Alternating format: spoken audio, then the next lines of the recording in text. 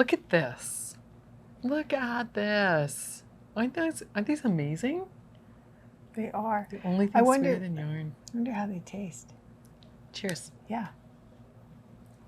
This looks like shortbread. Sugar cookie.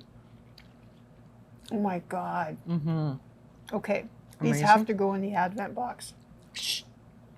Don't tell people what's going to be in the Advent box. Sorry. Don't tell people we're like wedding planners, tasting Oh my every God. potential thing to go in an Advent box. The only thing sweeter than yarn. No kidding, hey? Man, these are good. Do you think that this is okay to wash down your cookie with beer? In Canada, it's totally okay. It feels like Mexico. Oh, because it's That's why I got Corona. Corona. Cheers. Cheers. That's not bad. That's pretty good. It's like sweet and savory. Now, we're not putting beer in the Advent box. No, we'd have a hard time getting that across the border. This is so good. Thank you. Thank you, Confetti. Okay. Confetti Sweets. Let's give credit where credit's due. We are proud to say our cookies taste as awesome as they look. That's for sure. Made from scratch in our Sherwood Park Bake Shop. This is so amazing. This is just like the best thing. So our friend Eldon gave us these cookies that he got. That's right. At this bake shop, and I just think this is amazing. With our logo. I mean, that is so cute. Oh my God. This is the best. I know. I just want to wolf this down. Let's do it. Sort of hungry. I know. When the Saskatoon berries didn't cut it for lunch.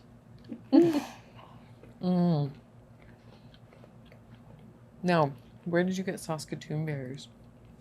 Coolman's greenhouse. Really?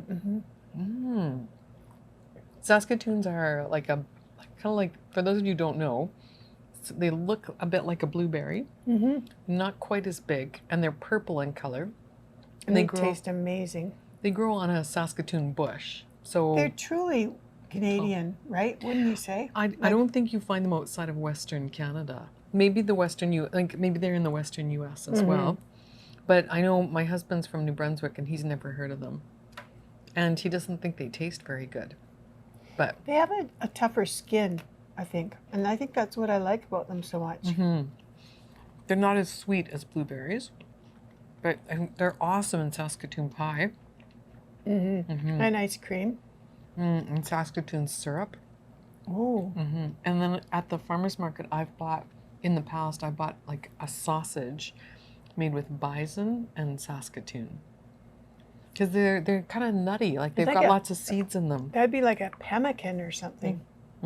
That's so cool. Do you remember Dad would dry fish, smoke fish in that big smoker? Well, what I remember is that our dad would declare when the Saskatoons were ready, and then we would go out into the bush with an ice cream bucket tied to your waist, so you could have two hands to pick berries, and it would either be cranberries or Saskatoons or raspberries. And inevitably they all somebody came at different times, though, didn't they? But somebody would step on a wasp's nest. It was like guaranteed.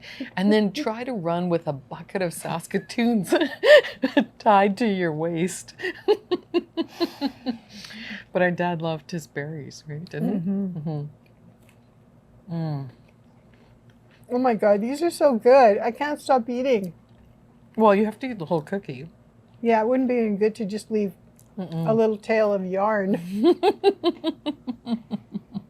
That's good. Okay, now I have to go wash. Just lick your fingers and go.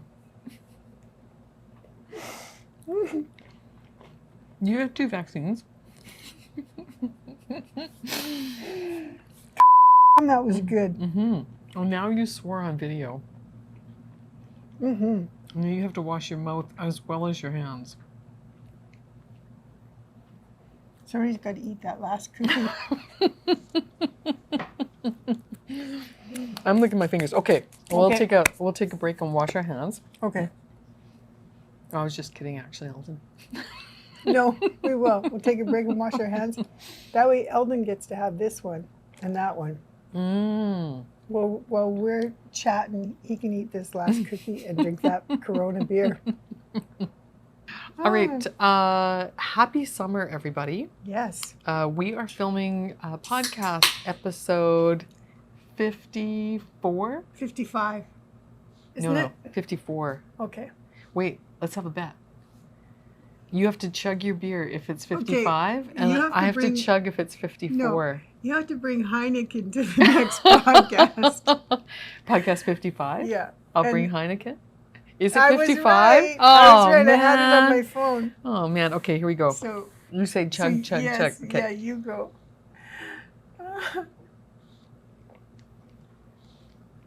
That will cure your headache. Oh, man. That was good. It was good, wasn't it? Thanks for bringing beer to the podcast, Barb, because I forgot to bring any makeup, and so now my skin will turn red. You can watch it over the course of the podcast. My cheeks will get red and my chest will get red, and it'll eventually match the color of my hair. As long as it takes away your headache. Right, that's the main thing. A little sugar, a little alcohol. Yeah. All right, so welcome everybody to Podcast On episode 55. Yes. This is the podcast that Barb and Cynthia, run from our shop in Edmonton, Alberta. Our shop is called River City Yarns, and we do this podcast once a month to kind of give you an idea of what it's like to be behind the scenes at a yarn shop. And so we talk about things that are happening here at the store, events, new yarns, stuff that we're working on, and we try to keep you motivated and inspired for a month. And then, so we do this once a month, Yeah. And, we'll throw in a few little things, like, drinking beer, eating cookies. But really, our whole focus is, would you say, if you had to name up one thing that kind of summed up our store, it's kind of like teaching and education, wouldn't you say? I feel like we're very community minded. I mean, we are a business and we do need to sell yarn. That's our primary objective. But we like to do that by inspiring our community of, followers and friends, and so we've got lots of things going on that we always have people in mind when we're doing things. Exactly. Right? Yeah. Yeah. And a lot of the events that we do certainly focus on yarn and a project, but they're built around a theme or something that is really special or inspiring. Right. And and sometimes, when we talk about our in-house yarns, I sometimes will say things like, one of the things River City Yarns is really known for example, is our hat trick line of yarn. But the other thing that we're kind of known for is our annual Advent box. Oh, yes. And so we've been working on that actually all week. Well, all month. All year. All year, yes. The Advent boxes go out in like early to mid-November. You start opening them up on December the 1st, and then we go like after December's over, we go right into kind of like planning mode for the next year's box, because it's a labor of love. Truly. It's limited edition. We only make a certain amount of them, and it's not because we wouldn't like to sell a whole swack of them. We would, but it's just too much work. It's a lot of work putting them together, for sure. Every day of Advent has its own package that's date stamped with a little item inside, and so sourcing those all and packaging them, and it takes a whole team of elves, and this year COVID got a few of them. So well, last year too, right? Last year, like Jennifer put together most of the boxes single-handedly. And her 7 and 5-year-old child. So there was a little child labor in there. Well, they might have been watching a bit of Netflix. Anyway, okay. Yeah, we did give them breaks. Let's put it out there. Yeah, we've been doing the Advent boxes for 6 years. 6 years. Okay, and we. What makes it different is that we do include these individually wrapped items. So each day you have something to unwrap and open. And one day may not be one day may set up for the next day, but it's not necessarily like that. Sometimes they're very individual kind of items. We're really thoughtful about it, though. We think about the 24 gifts that are there, and we try and think, well, would they need this one before that one, or should this one come after that one? Mm-hmm. And sometimes they're all in a sequence so that you can make a project and have everything that you need. Sometimes there's, 2 or 3 projects that you might make. Yeah. And interspersed in between are little treats and refreshments and notions and little things like that. Yeah, yeah. So we thought it might be fun to kind of show you what one of those look like. We have a box from 2 years past. Right. So yes, we have a box that we sent to Arna and Carlos in Norway, and we followed their instructions to a T, because getting things into Norway can be tricky. You have to fill out lots of customs declarations, and you have to do all these kinds of things. And the year that we sent it out, Arnie and Carlos were traveling. Yeah. Like they were away, and we thought we had it timed right. But by the time it got there, Arnie and Carlos didn't get it, or they did get it, but yeah, and then I don't know, maybe we didn't cross a T correctly on the customs declaration. Something went wrong, and they ended up sending it back. It was going to cost them more to accept the box and to get it than the box was worth. Yeah, like it was crazy. So it came back to us. Yeah, so but it took a long time to come back to us. So Barb's been hoarding this box. So it's hoarding. because That's it's rather still a strong word. It's still wrapped up in its box. So yeah, let's pull out the box. Okay. Yeah, because we've been getting a lot of questions from people saying, well, what's this Advent box alike? And there are pictures of it on Instagram. True. Right? Yeah. People can go there, and I think it's hashtag RCY Advent, and you can check out what people are unpacking. But we thought, hey, we've got this box from... we got this box that Barb blew the dust off of because she was hoarding it.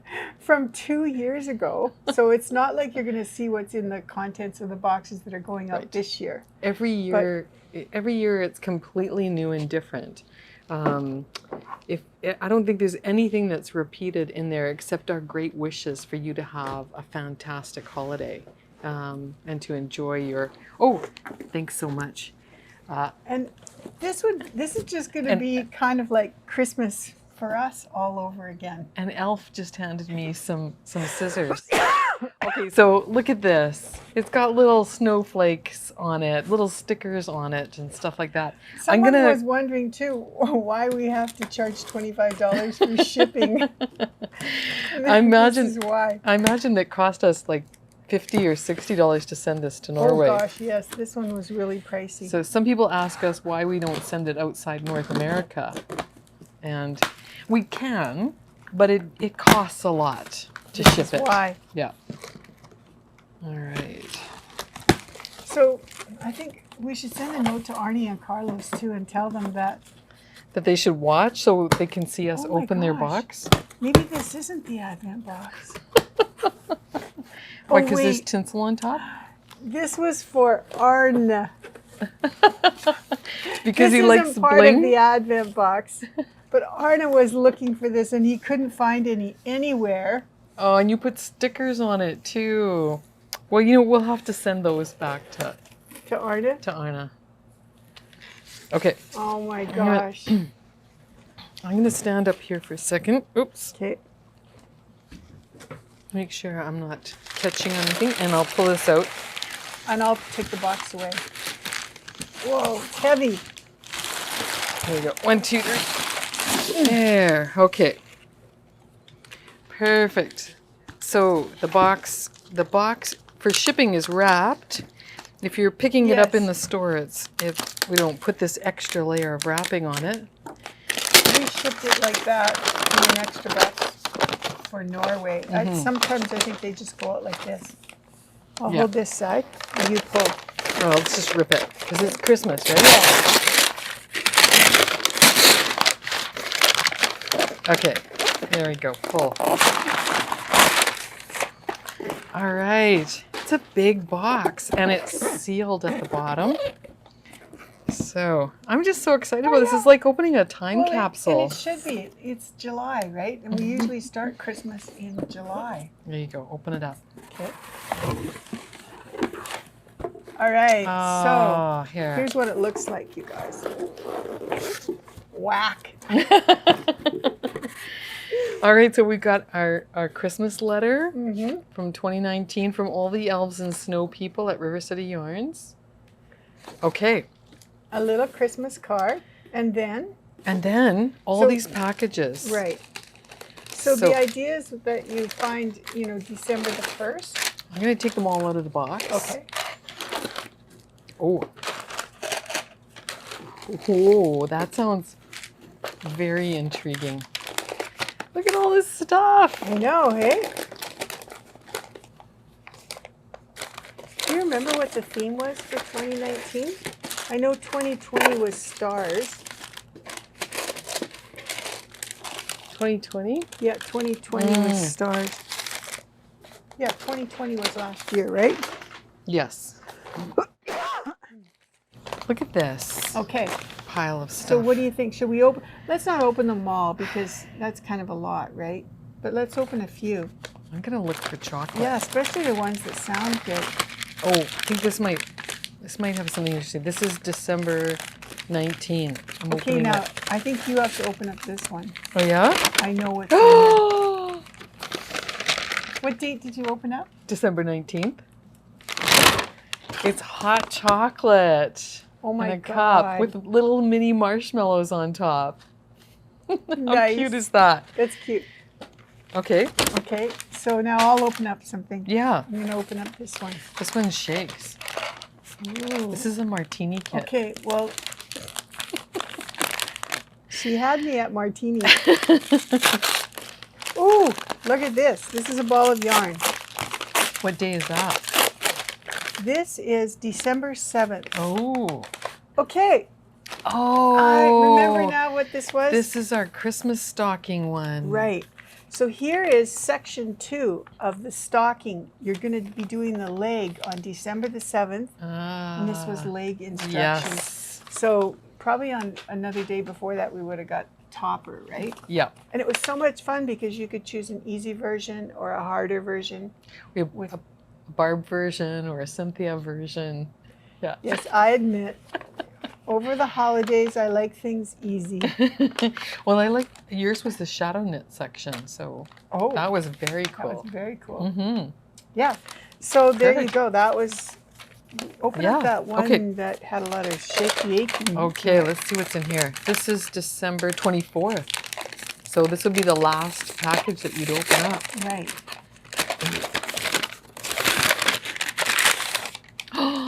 Oh, it's a recipe for ginger snap cookies and a set of cookie cutters in the shape of Christmas trees. That's right. We had a tree or a stocking theme and a tree theme. Yeah, yeah. Here, open up this one. You too. open it. Okay. Yeah. This was December 1. So this was the very first day, and this was the first gift that you got.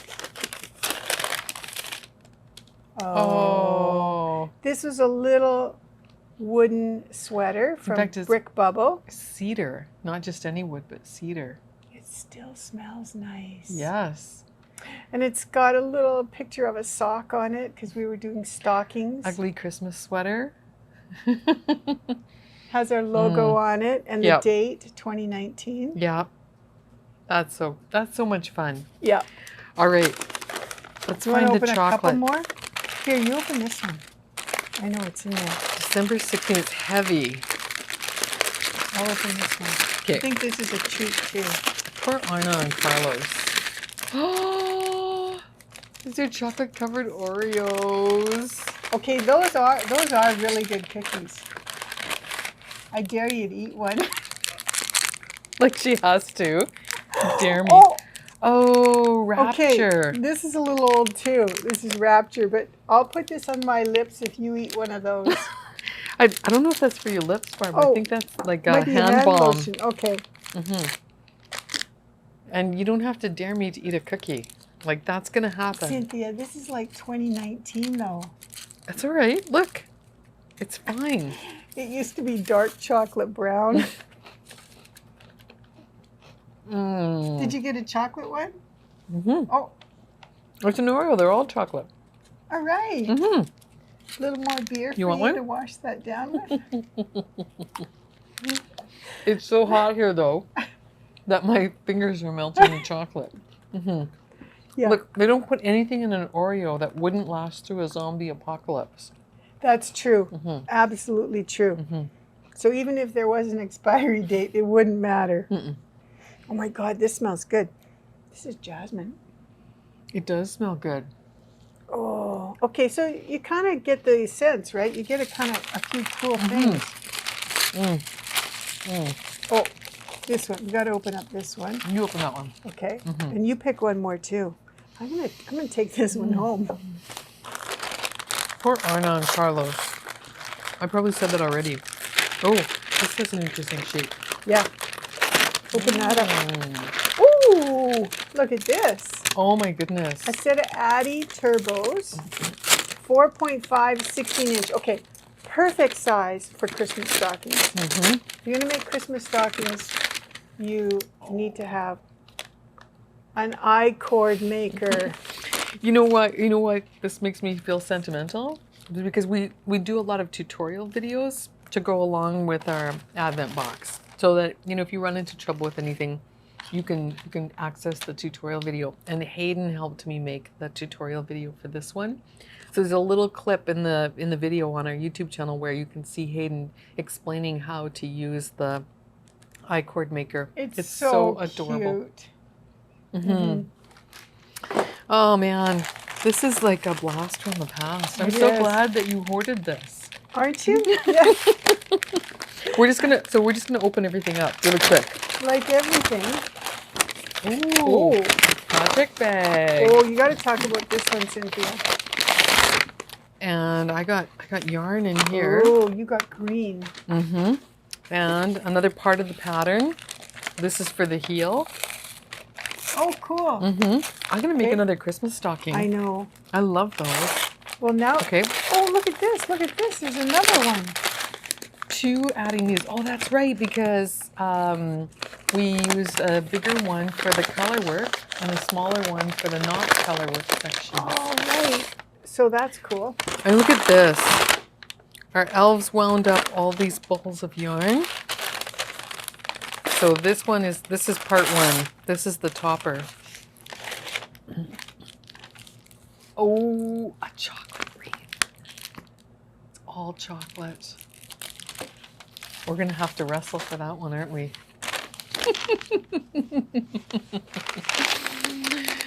I won't be able to fit into my fat sweater. Ho, ho, ho. Oh, Oh my God. peppermint pretzels. Now, those are amazing, actually. All these chocolates come to us from India, and these little pretzels those are pretty I good. think we might have to try them too, just to make sure that they're okay for consumption, Oh, so look at all the colors of yarn Oh my here. God, there's a real treat. Was there a pattern in there too? No, No. I didn't see one. Here's a little podcast on pin. There was a pattern. Oh, a podcast on pin. Oh my gosh. I think we might be out of those now. Yeah, I'd have to we'll order get some some more. more.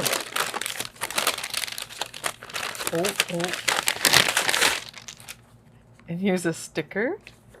And more pattern instructions. That's the toe. So you use up all you use the yarn that you have left over at this point. So we just put the pattern section in. Yeah. And is that the one with, oh my God, Yes. I have that on my computer. Me too. I know, I love that sticker. We'll have to, I'll trade you for the chocolate. Here's a pin and a sticker. Go for it. Here, open that one. Okay, we're almost done here. We're almost through all the stuff. I can't believe it. 2019. So, Interview. the choice is yours. You can open these all at the same time like we've done. Some people do, and then they put them back in the packages. But most people, I think, that's Oh, this is another little project. Yes. Sure Shot Frosty. Now, some of you may have bought this already because after the Advent box is done, the next July, we bring out some of these smaller projects and we sell them as little projects. That's right. So like if you missed out on the Christmas stocking or Sure Shot Frosty, you still get a chance to do it. So he was a skein hat trick, a mini, a little thing for his nose, and little buttons are inside here. Oh man, that's nice. You're gonna have to make him. Oh, well, I think so. And here's Christmas flavored Jelly Bellies. Oh, those are good. Holiday mix. So Candy cane, very cherry, green apple, and red apple. Okay, you have all the chocolates. I think I need those. Okay, open this one. I'll wrestle you for it. That's all right. You can have some candy. Some.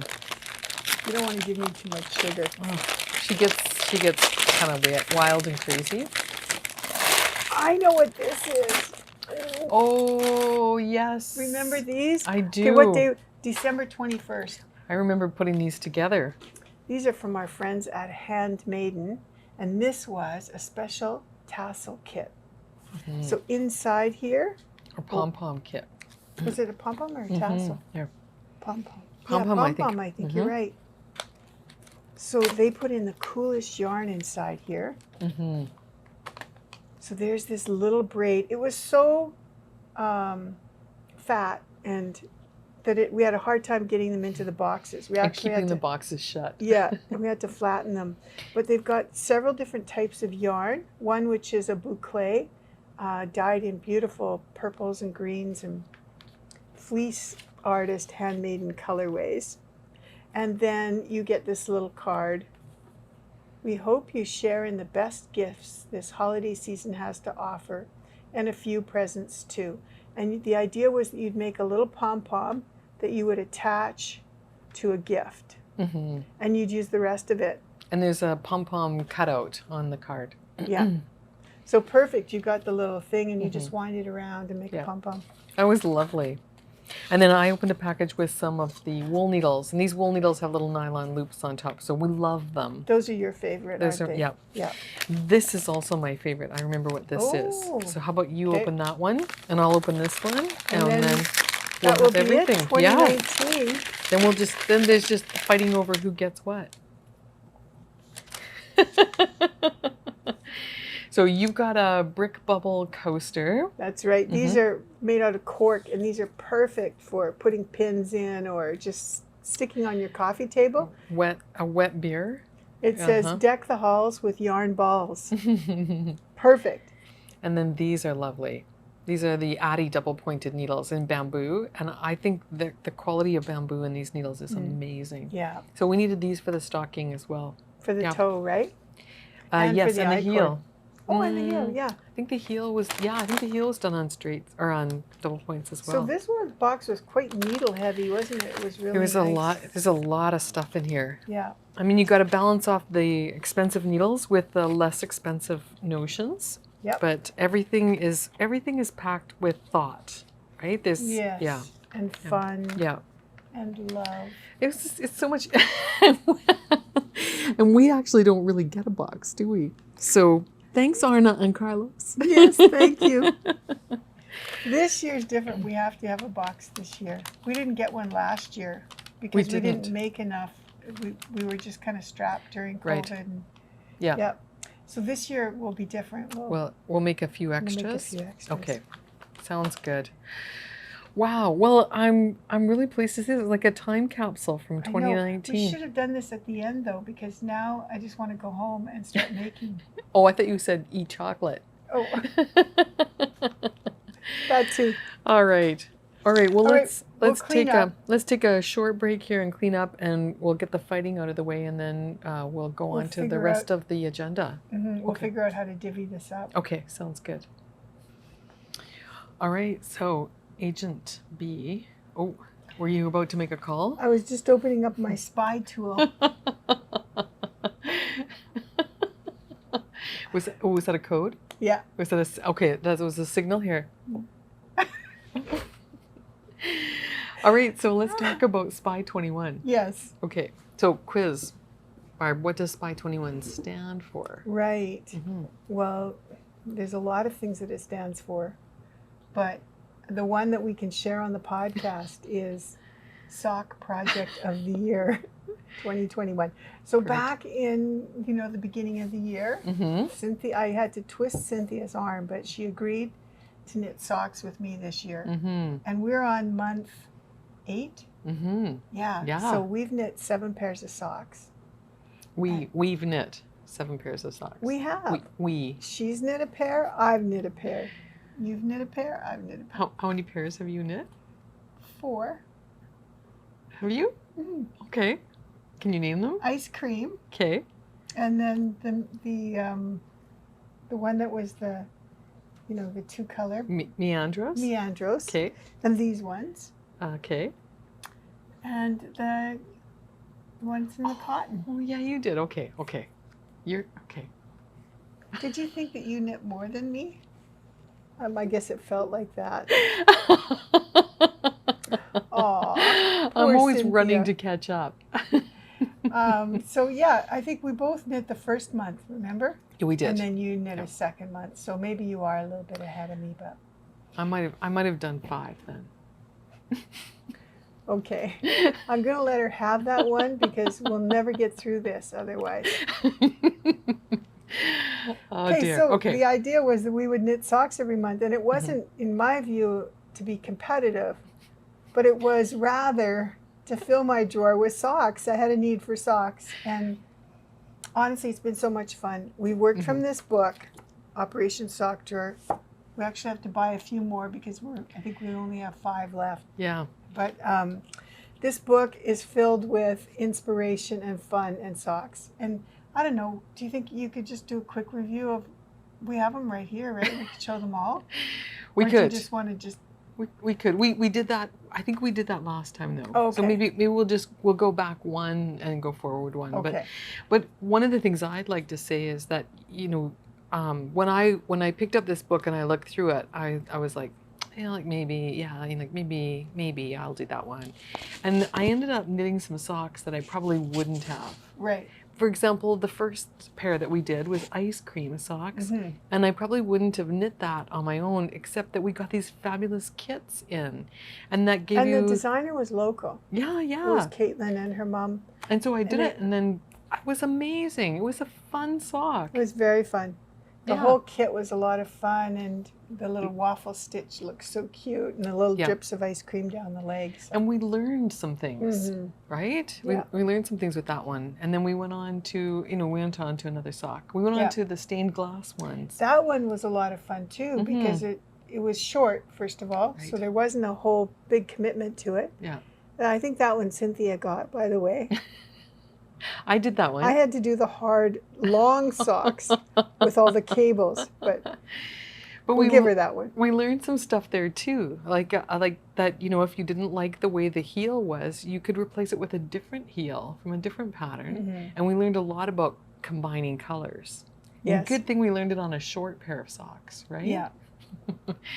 So it's been a great exercise. It has been a wonderful exercise, and we're about 2/3 of the way through. Yeah. And we had kind of a little contest last month and the month before to get your opinion on where we should go for the rest of the year. Yeah. So we're going to share that today too. Yeah, we have we're going to tell you the next 2 socks anyway. So let's just finish up from last month. So last month we were working on Better Half, and these are the socks that when you put them together create a heart. And I hadn't quite finished the second one, but now there they are. How cute is that, really?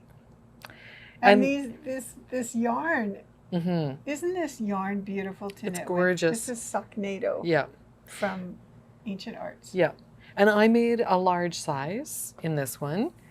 And I have enough yarn left over to make a small size. So I'm working on another pair for Rachel. With the leftovers. Yeah. Those look like they'd fit me, actually. No. Those are really cute. Really cute. They're really fun. Yeah. And then these ones, so I put them on the sock blockers, but the sock blockers, they don't look as good on the sock blockers. So you'll have to do your Marie Kondo fold on them. And when they go in the sock drawer, they'll have to go, Yeah, those are so cute. Mm-hmm. This yarn too, it's like really meaty. That's the only way that I can Yes. describe it. It's not like regular sock yarn. Mm-hmm. Regular sock yarn can be a little more challenging to knit with. This one is so round and so plump, it fits around your needle. When you slide your needle in, the stitches just pull right off, and I love it. These are definitely, it's definitely a plump merino. Oh, look at that. Well, there you go. There's number 2. Can't you just see these standing up in your drawer? She got a lot of feedback on the podcast about how people approved of your folding. Really? Yeah. I didn't notice that. Oh, no? No. Yeah. So. Good. Well, there are smart viewers out there. Shouldn't you fold them both together? No. Well, I don't think you have to. There you go. Oh. But you could. It'd just be fatter. Mm-hmm. And this will probably fit nice. It'll fit in your sleeve. Do you still have your sleeve? So are you making regular trips to IKEA online looking for drawers to put in your drawers? I haven't found the right one yet. No. If anybody out there has found a little drawer, let me know. Mm-hmm. Yeah. A little box to put all your socks in. It'd be like those watch boxes that people buy. Yeah, I have a long, narrow box. Mm-hmm. I don't know where. I think I got like a roll of drawer paper. Oh. Do you remember drawer paper? Do I remember it? Yeah, it's like paper that's scented, and you can pull out a strip and rip it off, and you put it inside your drawers to line them, and it's scented. It smells really pretty. No. Yeah. It comes in a long box, and those are perfect for socks. Oh. I have mine just stacked up. Well, look at you. You can fit 2 in this way. Nice. And then it fits in your drawer. Well, there you go. There you go. So scented drawer liner. Okay. So Barb, tell us about the sock that we picked for this month. We went through all the responses from the website. Right. And we picked the final 4 socks for the year. Right. But we're going to reveal the lineup today for August and September. So what's up for August? So for August, it's called a drawer full. Oh. Right. And it's a sock within a sock. Yes. Yeah. Or socks within a sock. Or socks within a sock. Mm-hmm. So yeah, I forget what page that. There here's you go. The pattern right here. So what page is that on? Page 124. Okay. And so this is a little pattern with socks on a sock. How cute is that? It got a lot of shout outs online. So I picked 2 yarns. I picked this one from Trekking, which was kind of like the color of the one in the book. Mm-hmm. And then we talked about it quite a bit. And we went with a bright rainbow color. Yeah. We just thought that would be fun. Yeah. So this is a Regia yarn. The first one's Trekking. The second is Regia. Boop. And this was my leftovers. I just brought them to show you how much yarn I had left over. I mean, Yeah. you could do another set of kids' socks with this, right? Yeah. And then here are the socks. Ta-da! Aren't those nice? Aren't they cute? Yeah. I mean, yeah, they're just so much fun. Our colleague Connie saw them and Did she really likes them. She Yeah. thinks so. The socks on your socks change color based on the striping yarn, and your background is a nice light blue. This is called sky blue, by the way. So on the website, we've put these 2 together for you in case you like that combination, and we're calling this Rainbow Day because that's the color of daytime sky. What are you calling this one? This one's Rainbow Night. Of course it is. This is indigo blue with rainbow. They're all German-made yarns, but these 2 are Regia, and this one is Regia plus Trekking. Yeah. So we thought it would be fun to have a light option and a dark option, but both with this bright rainbow color. And then we'll maybe come up with a few more options. Well, yeah, because I think Barb had an idea in her head about using a different main color. Like maybe. Okay, so I had this left over from another project, Mm-hmm. and it makes a sock that looks like this. Oh, cute! Without the dark lines in, right? Without the dark lines in. So I was thinking if you did want to use a dark black or a navy with this, or even maybe a red, you could have like a sock with little tiny jacquard socks. So yes, that would be really. I think you should cast those on. I think I should. Yeah. Yeah. So I'm going to test knit this, and stay tuned.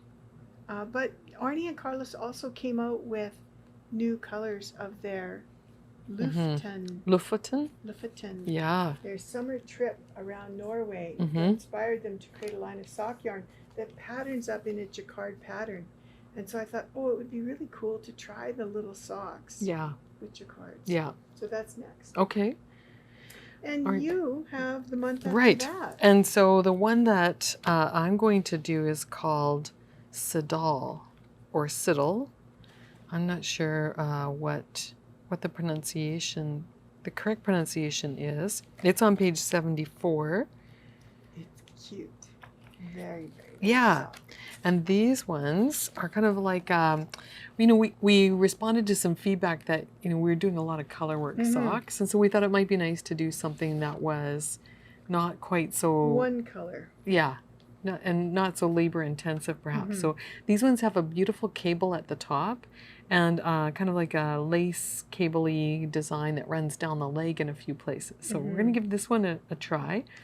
And we couldn't decide what yarn to try it with, so I'm going to swatch with some yarns. Barb gave me the leftovers. That's right. We had Trailhead Yarns create a cotton yarn for us. That's super, super nice. We use Cotton this and for nylon. gentle drizzle, I believe was the sock pattern. Yep.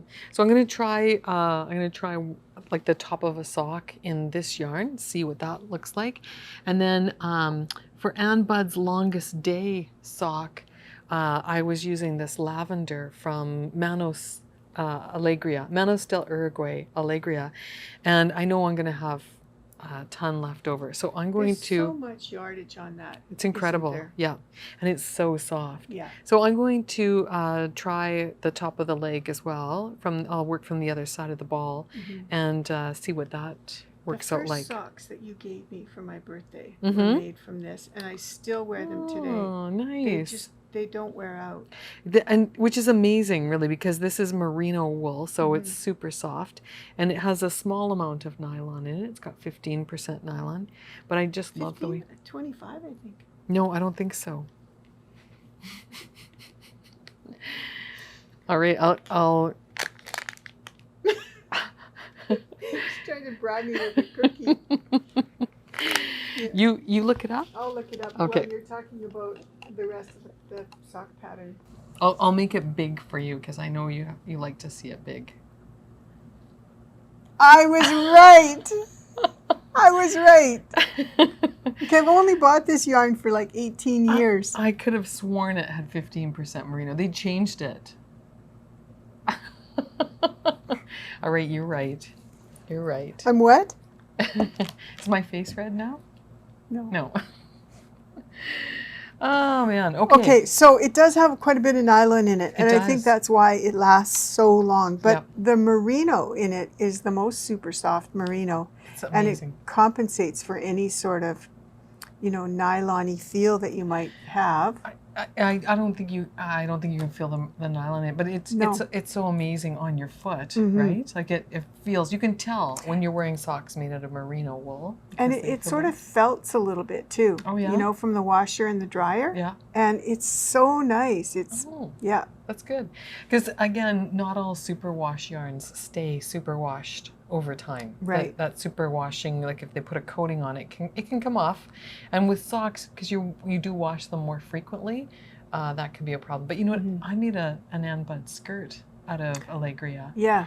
and I love it. It's so nice to wear. Do you wash that by hand or I do. Again, I hang it, and I lay flat to dry as well. is it the one with the pleats? Mhm. Yeah. Yeah. By the way, Ann Bud is going to do a skirt class with us. I saw that Yeah. in October. November, December. In October, she's doing another top-down sweater class with us. It's saddle shoulders. You guys, skirts are the nicest things to wear here in Canada. In the wintertime, Not just Canada. skirts, well, other places too, I suppose, but here they're just particularly nice because it's cold. And we love to wear boots, leotards, and skirts, and they're just so nice and warm around your legs. It's so comfortable to wear. Mm-hmm. I know we're getting off topic a little bit, but I just have to say, like, you know, that the advantage or the nice thing about taking the skirt class is A, you get a skirt out of it, but B, it's custom designed to fit you. Yes. And one of the questions someone asked me, well, asked Anne in front of me was, you know, like, what if I'm a little, you know, hippier? If I have a lot of hips, like, will the skirt fit me? And she says, yes, absolutely, because you're going to take some measurements, none of which are your actual hip measurements. It's because there's a lot of, you know, negative ease, right? Yeah, yeah.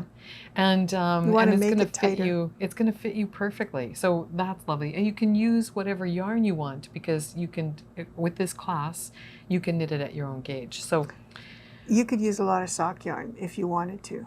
yeah, it's about to make this skirt is about the equivalent. I guess it depends on the circumference of the skirt that you're making, but 3 to 4 skeins of sock yarn will make a skirt, and it's Fingering easy weight. knitting. It's not. There's no there's no gussets. There's no heels. Nothing There's like no sleeves. that. No sleeves.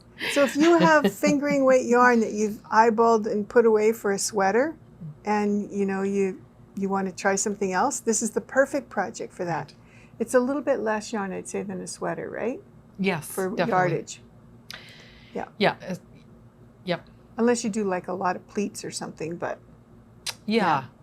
No, but I think you know, you save a lot of mileage by not having sleeves, for sure.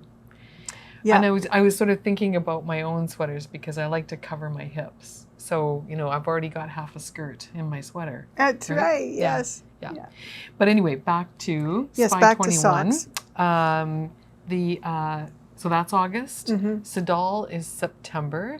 And next month, when we come back to you, I will be giving you some recommendations on yarns. Right. And we'll see what we think holds the shape nicest and shows off the pattern best.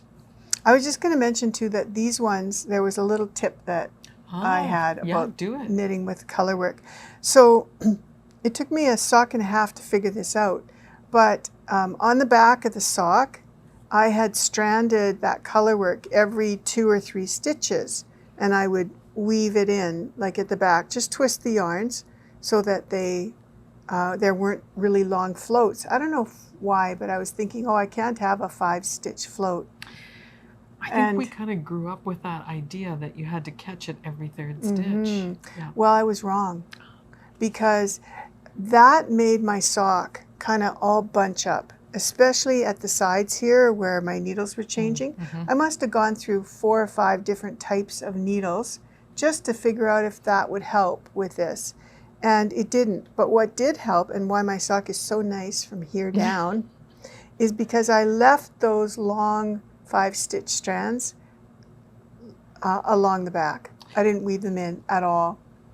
And that made a huge difference. Right. So the fabric that you've created is smoother. There's less peek through. Yes. And when you put them on, does your toe catch on those strands? Okay, well, I haven't actually put them on yet. Oh. So they were so tight, you guys, that I blocked them actually. These are a size medium sock blocker, but I have a size large as well. I blocked them out on my large sock blockers so that I could get the bunchiness out of the socks. Okay. But you see here, the stranding across the instep of the sock is nice and long. Right. And this totally helped. So if you're doing this sock, don't be afraid to strand right across the back stretch there. And when you get to the sides, give your needle a little pull as you're knitting the next side, so that that yarn that goes across the side has lots of room, wiggle room. Because if it's too tight, you'll get a gap on the side of your sock. Now, luckily it blocked out. Nice. I was surprised. Yeah.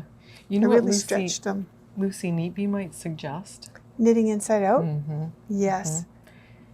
Why didn't I think of that? Well, I mean, we don't, right? We're so used to knitting the way we normally knit. And so what that means is that you would be looking at the pattern on the inside of your sock. You're still knitting, you're still working in the same direction, but you'd be looking at the pattern on the inside, and your stranding would be on the outside, so that when you go around the corner, between your needles, it's a lot looser. That makes so much sense too, right? Because you've got to travel further distance on the outside. Right. I think Kate talks about that too. Yeah. It's like the outside of the racetrack. Yeah. Oh, what you got here? My new needle case. Oh. The other thing that I found so helpful was I switched to my Flexi Flips. So these are flip sticks. Sorry, my flip sticks. I started off on 2 sets of circulars. Okay. Okay.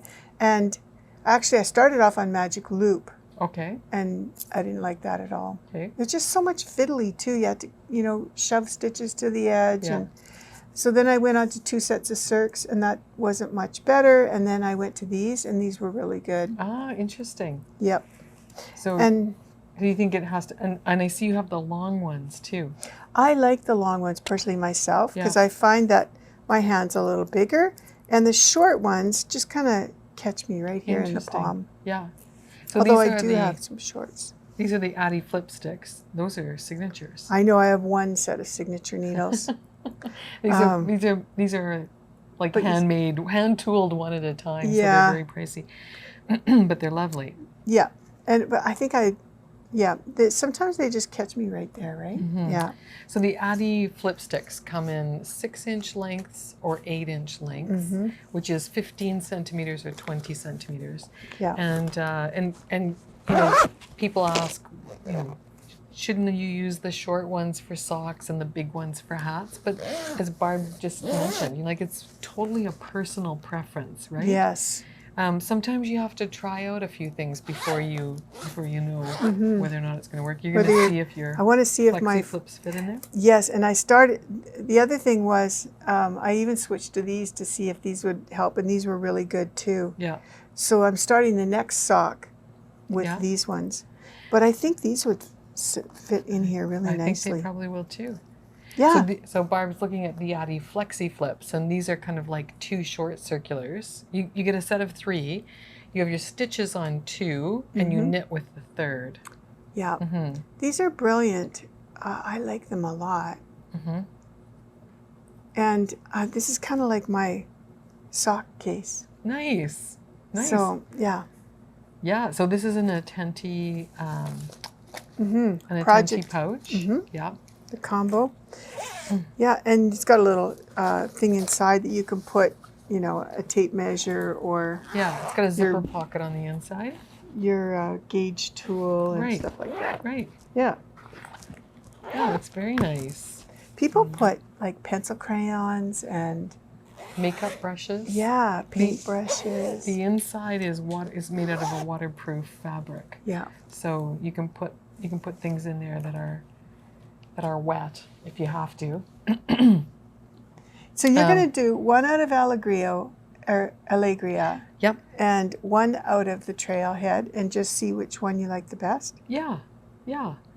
And maybe I'll like them both the best, but it'll help me to decide which yarn to do my full set in. Yeah. And this is kind of where we thought we could be helpful in sort of knitting ahead. Yes. And then coming to you and let you know our findings before you invest, a lot of time and energy into making your own. And you're going to put your notes about your socks, about a drawer full onto your Ravelry page, right? Yes. Mm-hmm. Yeah. As soon as I get them photographed. Yes. Okay. On your feet. Yeah. On somebody's feet. Perfect. Okay, Yeah. so that's it for Spy 21. That's it for Spy 21. We'll announce the next month. Okay, sounds good. All right. And I have all my, so I wanted to tell people too that we package up your kits in the special secret agent wrapping paper. Connie has written all the secret agent code words on the side of it, so we make sure you get the right one. And then we seal it up with a secret Spy 21 sticker. Do you want to see what I did with my sticker? Sure. What did you do with your sticker? I put it on my book. Check this out. So those little books that you get, that people kind of give like a you moleskin? that you don't know what to do with? Mm-hmm. So I made a Spy 21 book. Of course you did. It's your secret agent book. Yes. I was inspired by you last month because you had all those organization notes in your book. Oh, in this book? So You I mean thought, all my sticky notes? yes, you were so organized. Oh. I opened up my book and a mouse crawled out of it. Oh dear, indeed. No, but all my papers fell out, remember? It's true. Yeah. It's true. Yeah. So Although, now I have again- my own book. Again, in the comments, some people were like rooting for you and saying, "Yeah, I'm just like that too," you know. But that's okay. Yeah. Yeah. Sorry.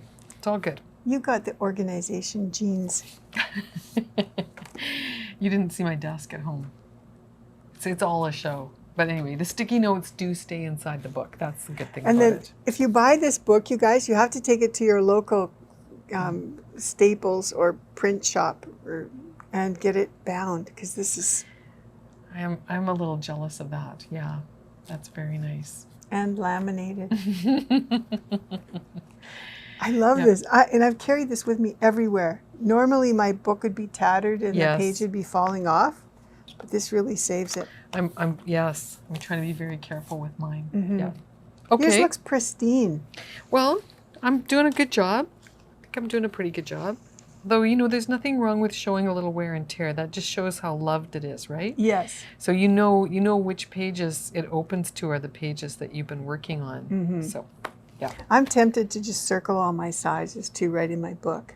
Yeah. Just live dangerously is kind of my motto. You know? Sure. All right. All right. Okay. What's next? We're going to talk about our finished objects. Yay. So, okay.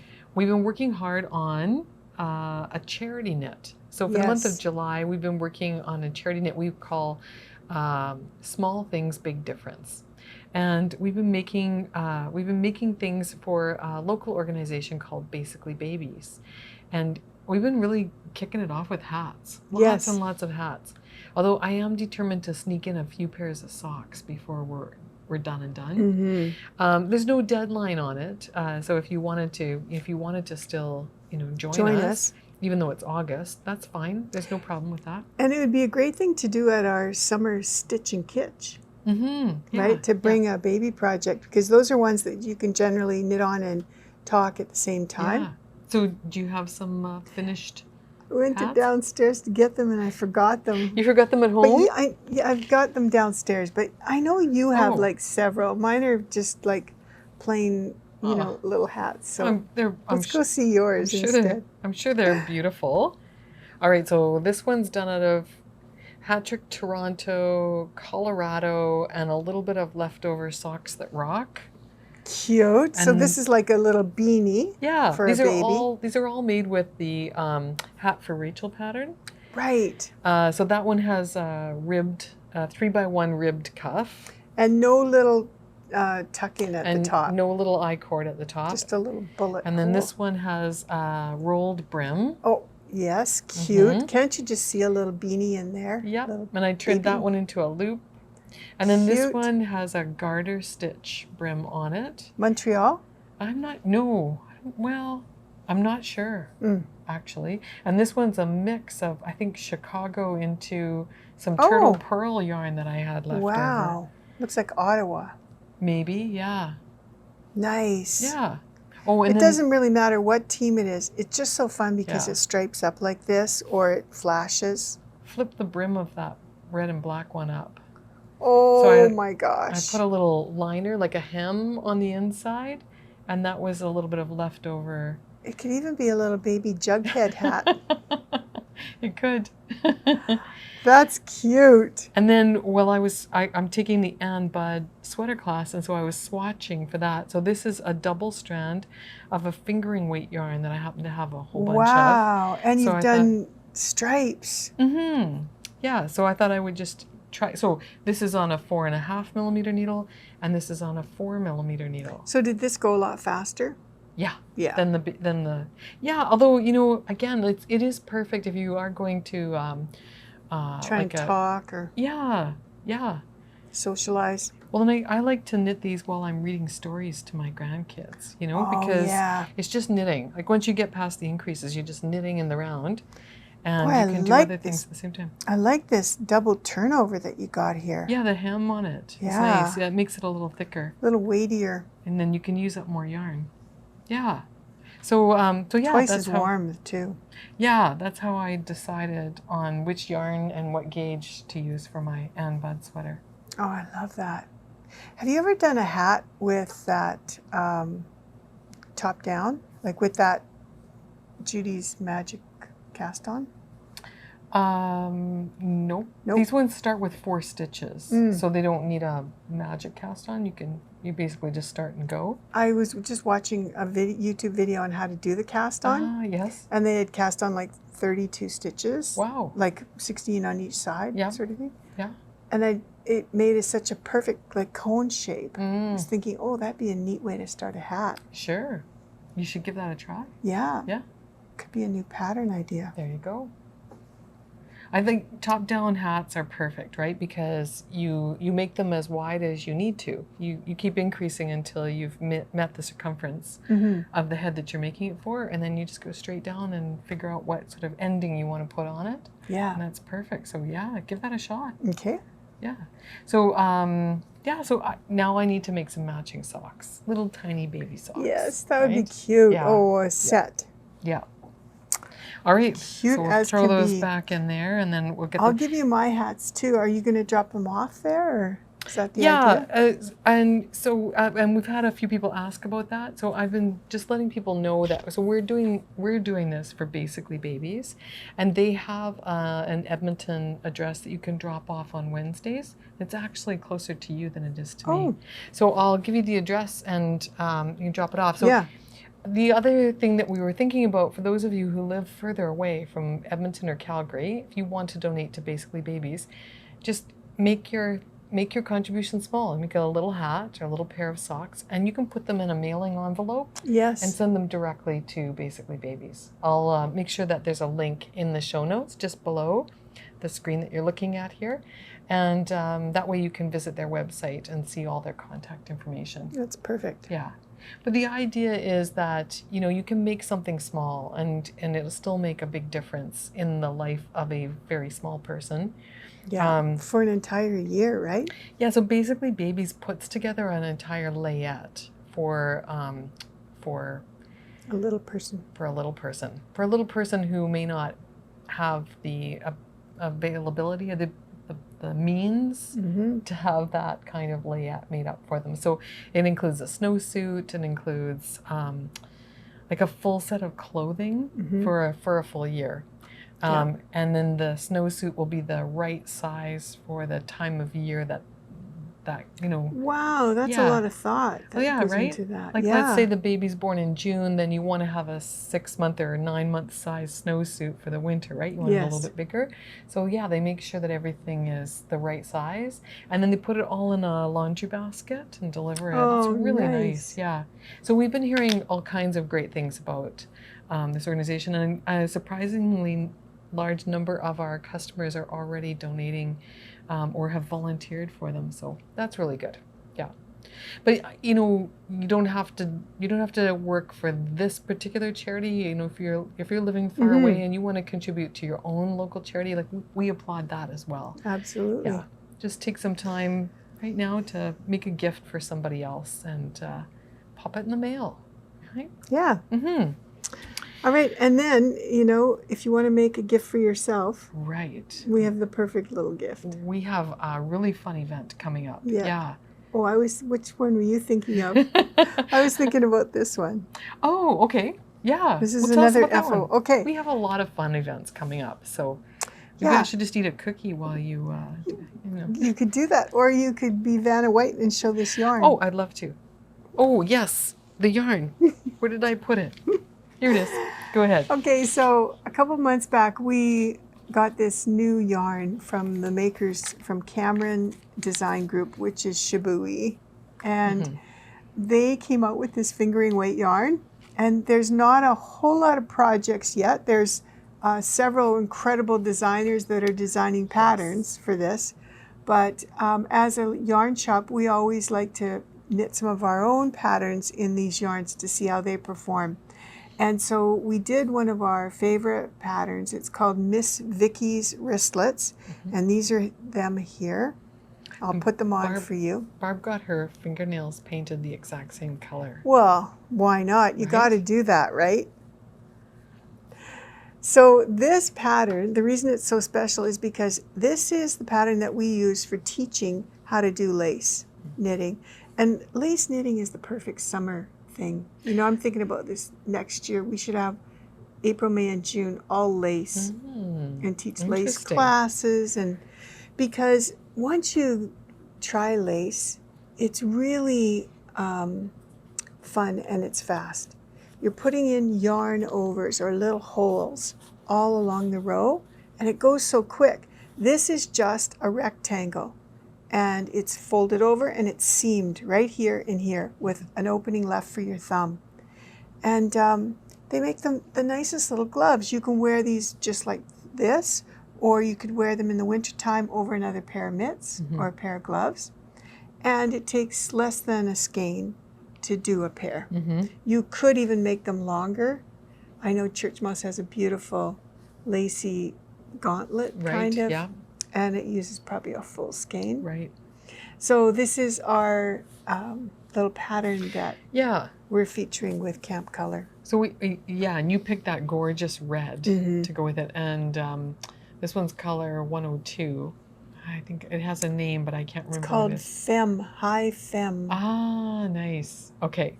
And it's a hand painted yarn, so you're going to see little differences in the colorway. It's a semi-solid, and then we thought, oh, wouldn't black be cool? Yeah. You know, that'd be really nice. And then I thought about wedding season. Like, wouldn't these make nice gloves for a bride? So yes. You've got your classic ivory, but then like the bridesmaids need one too, right? So you could. That purple's so saturated. It is. Yeah, it's like an ultra purple. It's got blue, like shades of almost like blue in it as well. So it's really gorgeous. What's it called? It calls to me. I could just like put it in my hair. But anyway, what's the name? It's called 107. They don't put they just the numbers. A lot of yarn companies do that. They'll just put the number on it. Oh my goodness, she's caught me out again. Well, it's a perfect bridesmaid color. It's called Shrinking Violet. They're super pretty. This one's undyed, and this one's solid black, of course. And they have an entire range. So there's all these different themes. So you can have these pastel, ice cream, bubblegum colors. There's a whole color range of more neutrals and classics like grays and blacks, like in that range. Yeah. And then there's these rainbow bright colors that are so much fun. And we call the wristlet pattern, we call it Queen Vicky's Wristlets. Right. Because when we originally started to do the project, we always sort of booked it around May 21st-ish. And that's May, that third Sunday or Monday in May is always the day we celebrate Queen Victoria's birthday. Yes, a Canadian holiday. Yeah, I mean, it's never the same day, right? It's always a Monday. And so it's not actually her birthday, but what the heck, right? Yeah. We have nothing else to celebrate in May. We might as well celebrate Queen Vicky's birthday. And a long weekend. And yes, it doesn't take very much yarn. And again, if you need to do some swatching, but you want to have a purpose. With a coupon code, right? We did. Yeah. There's a promo code. Yeah. Right. So we wanted to gift this to you, this pattern, with the purchase of one of these, so that you've got something to try out right away and see what you think of the yarn. Yeah. So the code is, where did I write it down here? Oh yeah. The code is Camp Queen. So Camp for Camp Color, Queen for Queen Vicky's. Camp space Queen. We'll put that again in the notes below. And so put one of these in your cart, add the pattern and the coupon code, and the pattern will come up free of charge. Yeah. Very nice. Very nice. Very nice.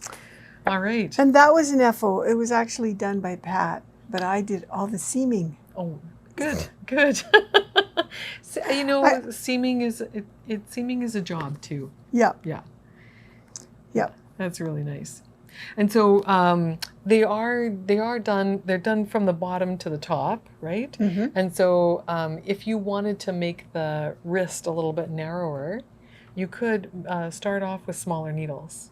Oh, it's a great idea. And then work on larger needles. So that's an option as well. So you knit them from here to here. Right. I was just thinking, if your hand or your arm was bigger down here, wouldn't you want to use your bigger needles down here? Yes. Yeah. But oftentimes it'll be narrower in here. Yeah. So if you wanted to, you could start off with, or just change to a small. And Bud did this, which I thought was really clever. No, that's a great In idea. her sock pattern, she has you start with a bigger needle at the top of the sock. And then when you get about a third of the way down, or a little bit more, you switch to a smaller needle. And that way your socks are always easier to pull on. But that's a great idea. And your leg's bigger up there, so it makes total sense. Right? Yeah. Yeah. Okay. Okay, so now's the time where we get to tell you about Marie Green's 4-day knit-along. Oh my God, what a fun thing that was. That is. I'm so far behind. I know.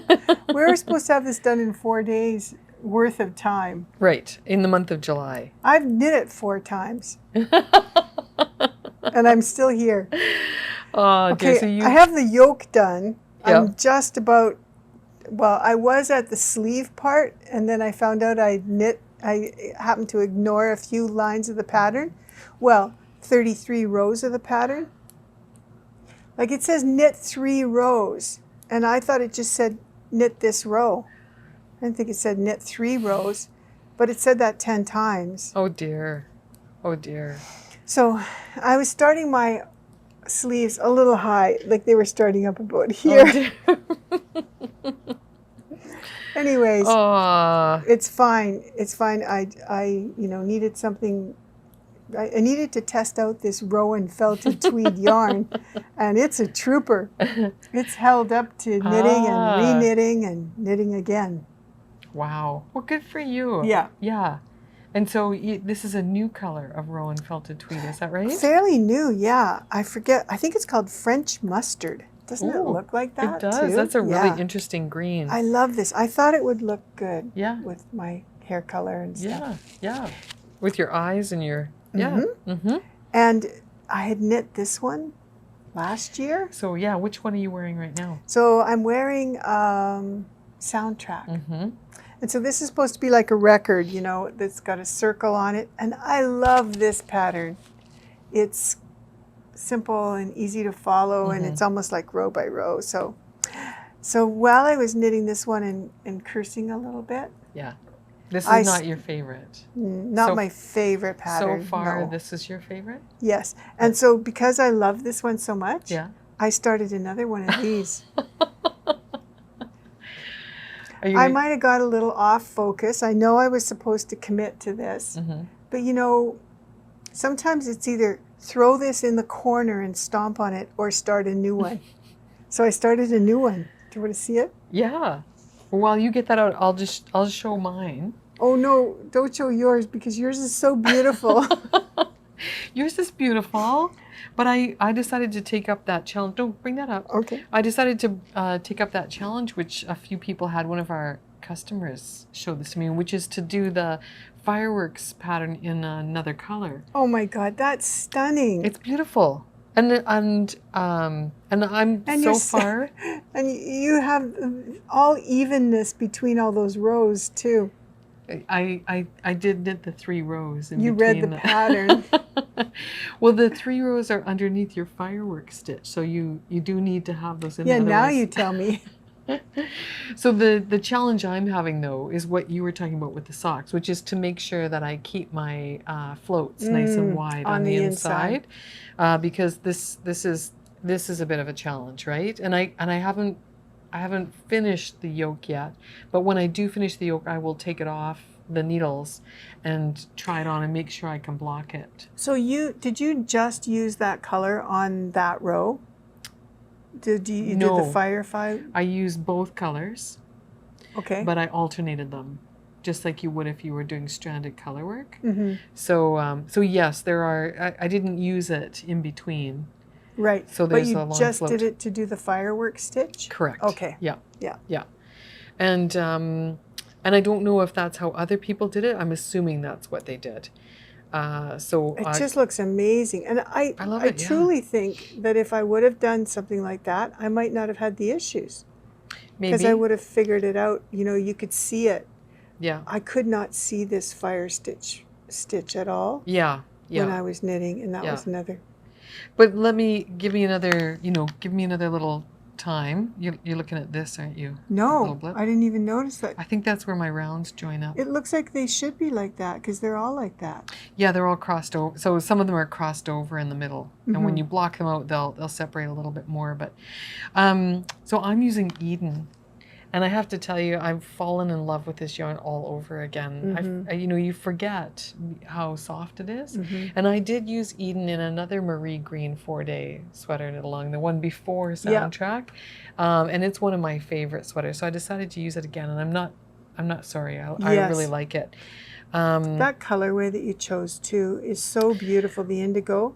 Yeah. Well, I have to give Lori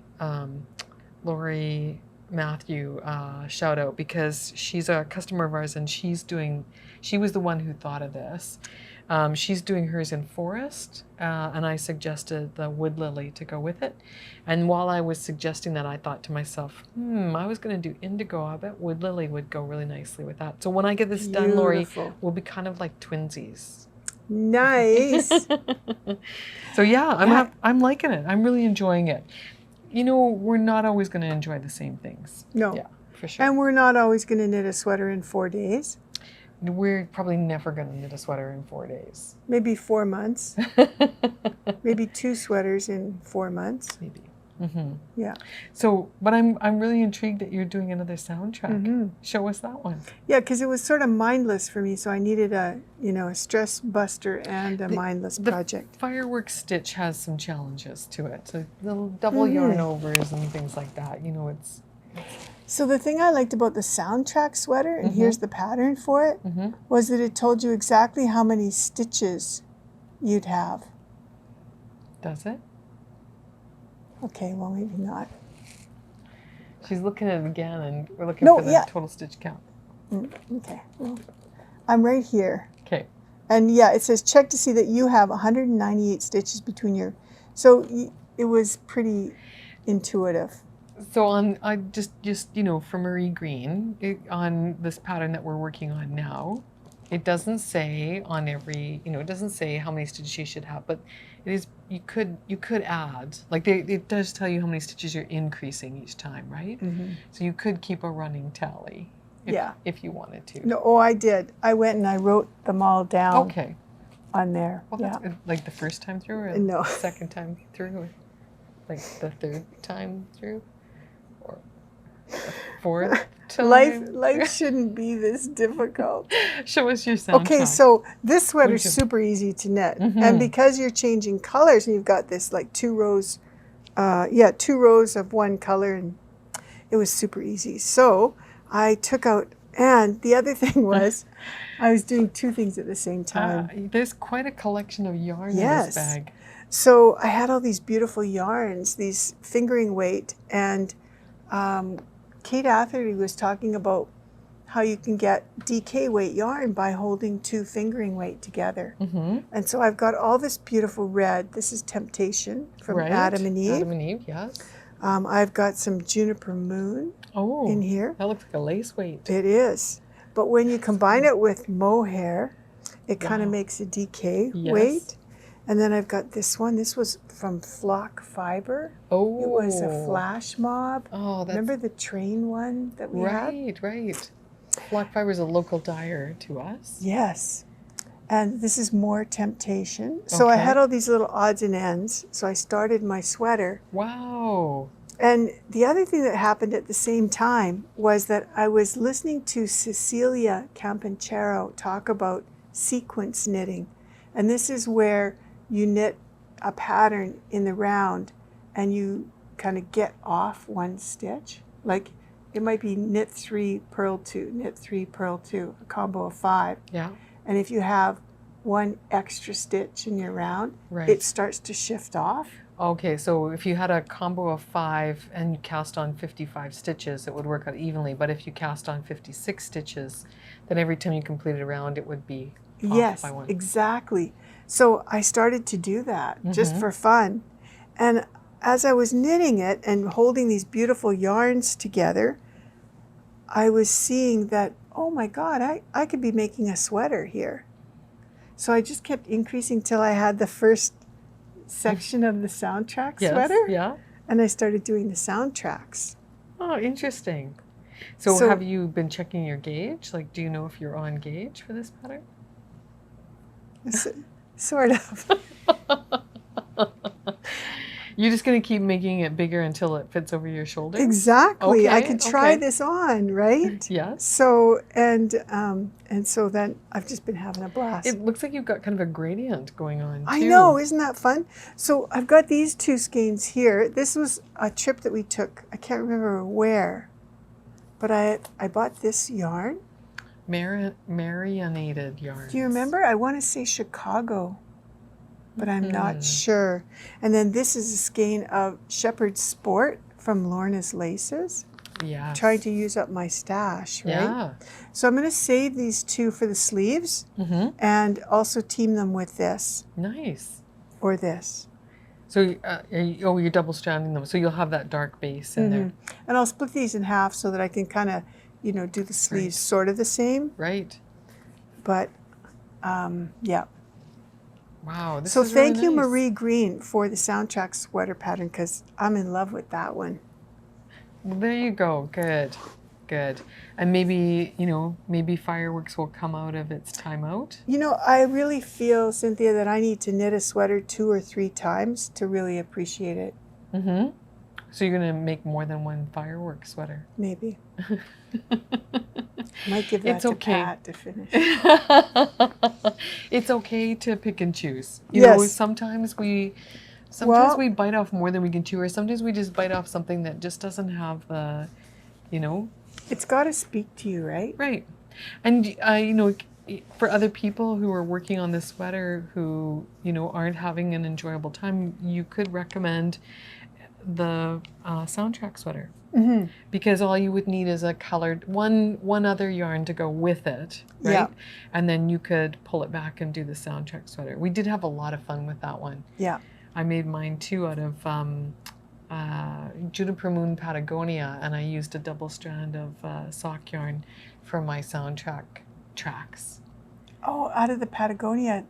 I used Patagonia as the base yarn. Oh. And then for the soundtracks, I used a double strand of flock fiber. Oh, fantastic. Gradient kit. Yeah. Yes. So, yeah. And I would be wearing that sweater today too, except it's August and it's incredibly hot here. And no.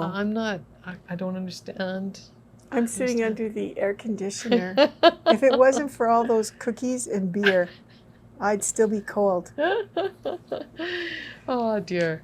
Well, you look great in that sweater. And Oh, this thank is you. also felted tweed. This is also felted tweed. Yeah, I love it. Yeah. It's just so hardy, and Yeah. tweed, it goes with everything. Yes. And that is the nice thing. And Marie Green used a tweed yarn as well. And you're absolutely right. I mean, with the tweed pulls in those little nups of other colors. And so it allows you to wear it with a wide variety of things.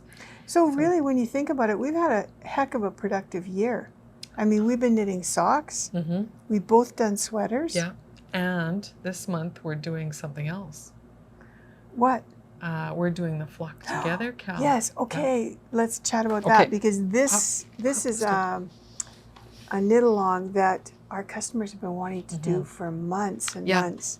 And so we were talking with Carolyn Sommerfeld from Ancient Arts, and we were talking with a customer. Sister Caroline, I like to call her. And our customer was saying that she wanted to do the Birds of a Feather pattern by Andrea Mowry, and couldn't we do a knit along for her? And and Carolyn was saying, yeah, she's had a lot of customers talk to her about that too. So we said, well, heck yeah, we can do a knit along. Yes. So River City Yarns and Ancient Arts is sponsoring a knit along that we're calling Flock Together. And Carolyn's made up these gorgeous kits. Yes. Yeah. And so we have lots of mohair in the store, but Caroline came out with a new mohair, and she came out with a merino single, which we Yeah. did not have, Right. like the right one. And that's partly because Andrea Mowry's original design was done with a merino single, and Right. Carolyn did some test knitting for us with some other yarns because we were thinking about sock NATO originally. You could And do it with any you other can, yarn, yeah. right? But if you want it to be the light as a feather version that Andrea Mowry has, then this is the combination you probably want. Yeah. Yeah, so this is Delicacy and merino singles. Right. So this mohair silk blend is 75 super kid and 25% mulberry silk. And it's got such an incredible halo on it. And the shine on the strand too. It's beautiful.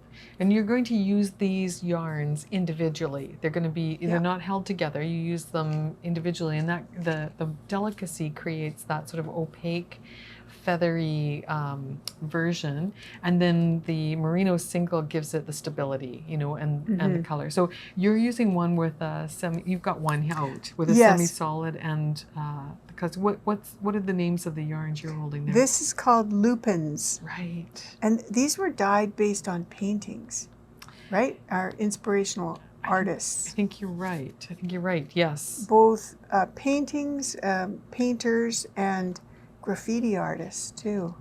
Street artists. Could be. I'm just I listened impressed to with Caroline's talking about that. I was doodling. Oh. All right, so this one's Contemplation. So this one actually has the Delicacy is the same color or the same colorway as the merino singles. But look at how different those are. You know, they're dyed with exactly the same dye colors. Right. But of course the mohair silk takes the dye totally different. Right. And this skein and this skein may not be the same either.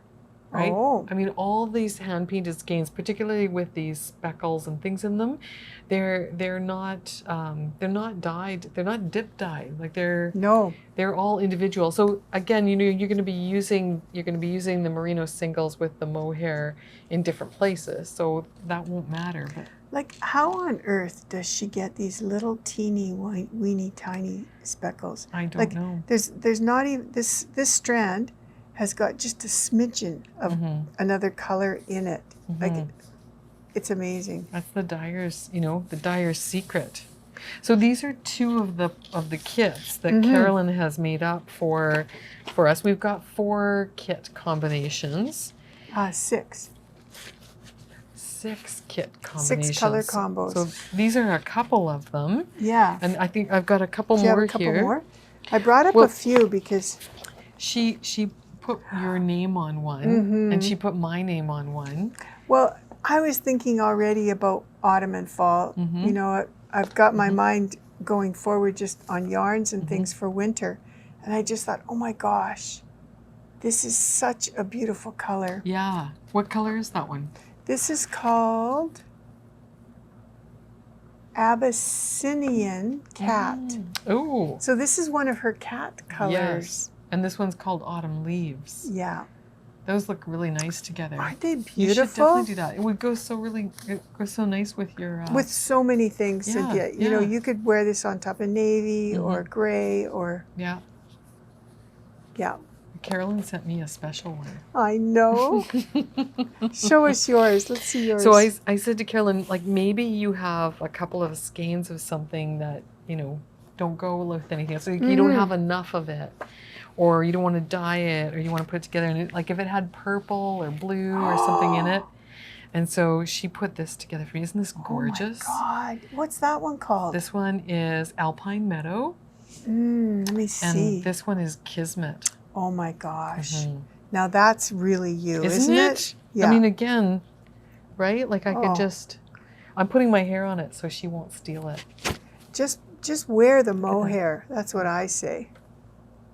Look at that. Just hang that mohair around your neck, girl. Right? It's so soft. It is. Yeah. That's and sometimes, you know, some mohair isn't that soft, even though it's supposed to be really soft. But man, this feels good. Yeah. I'm rubbing it on my face so she won't take it. No. You go for it. This is really amazing. singles too really create a fabric that's light and airy.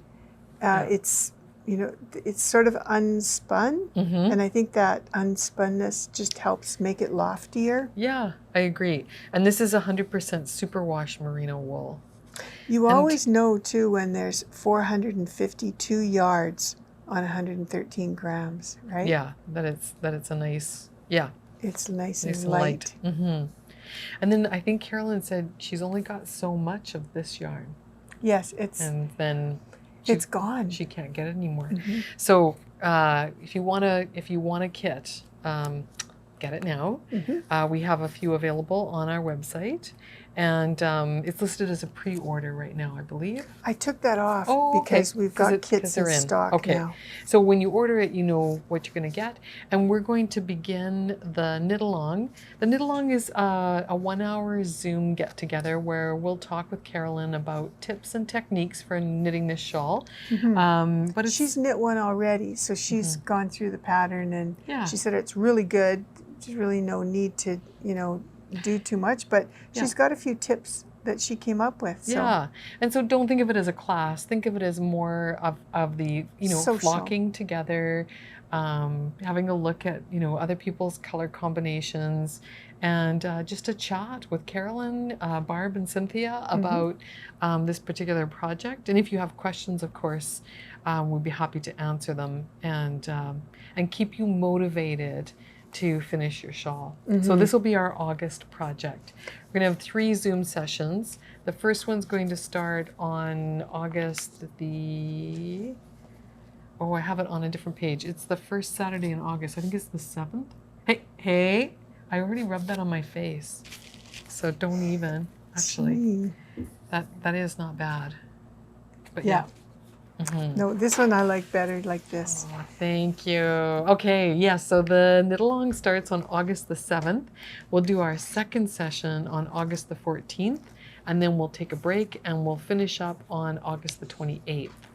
Yeah, it gives everybody 2 weeks to kind of like, if things happen and you don't get knitting as quick, you know, you have some And issues. we have people coming to the KAL from all over North America and the world. Really? Yeah. Like where's the farthest away? I want to say, what was it, like Luxembourg? Yeah, like Cool. like European. So isn't that amazing? Yes. Okay, so get your kit or... when do you cast on? When are you going to cast on? Oh, Next week? Or right at the event? when are you going to cast on? I think I'm just going to go for it. You know, if I already have like 16 projects on the go, I might as well What's have one one more.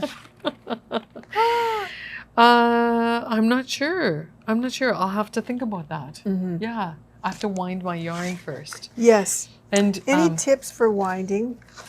Because, you know, this is sort of lace weight. yeah, if you don't have a ball winder, and I have a ball winder, but I'm so lazy. I'm so notoriously lazy that I never go and get it out of its Marie Kondo dresser drawer where it's underneath some other things. I just wind on my lap, or I'll put it in my lap or hold it. You need a halfway, hold Swift. it. If you could only have one tool, wouldn't you kind of get the Swift? Yes. Have the, you know. Yes, the Swift is, you know, and it's not expensive. The Swift is a very valuable tool. So my advice is that if you do have a ball winder and a Swift and you're winding up the mohair, wind it slowly, because you can put a lot of tension on these yarns when you're winding fast. So don't wind fast, wind slowly. If you're winding by hand, wind a center pull ball, because it looks nicer. And it lies flat. It sits on the table. However, when you knit with your mohair, don't pull from the inside of the ball. Oh. No. Because the thing with mohair is it's very sticky. And when you pull from the, if you can get the inside to come out nicely, which sometimes you can't, right? It's like you birth a baby out of the inside, especially if you're too tight. So if you pull from the inside, eventually that ball's going to collapse in on itself and you end up with a mess. True. So if you pull from the outside of the ball, it will always remain a nice ball. It's like unwrapping a layer and a layer and a layer. Mm-hmm. So, and with the merino singles, it's not so sticky. So you can pull from the inside, but it's a wonderful activity to do too. You know, to just wind your ball. yeah, just to wind a ball. Yeah.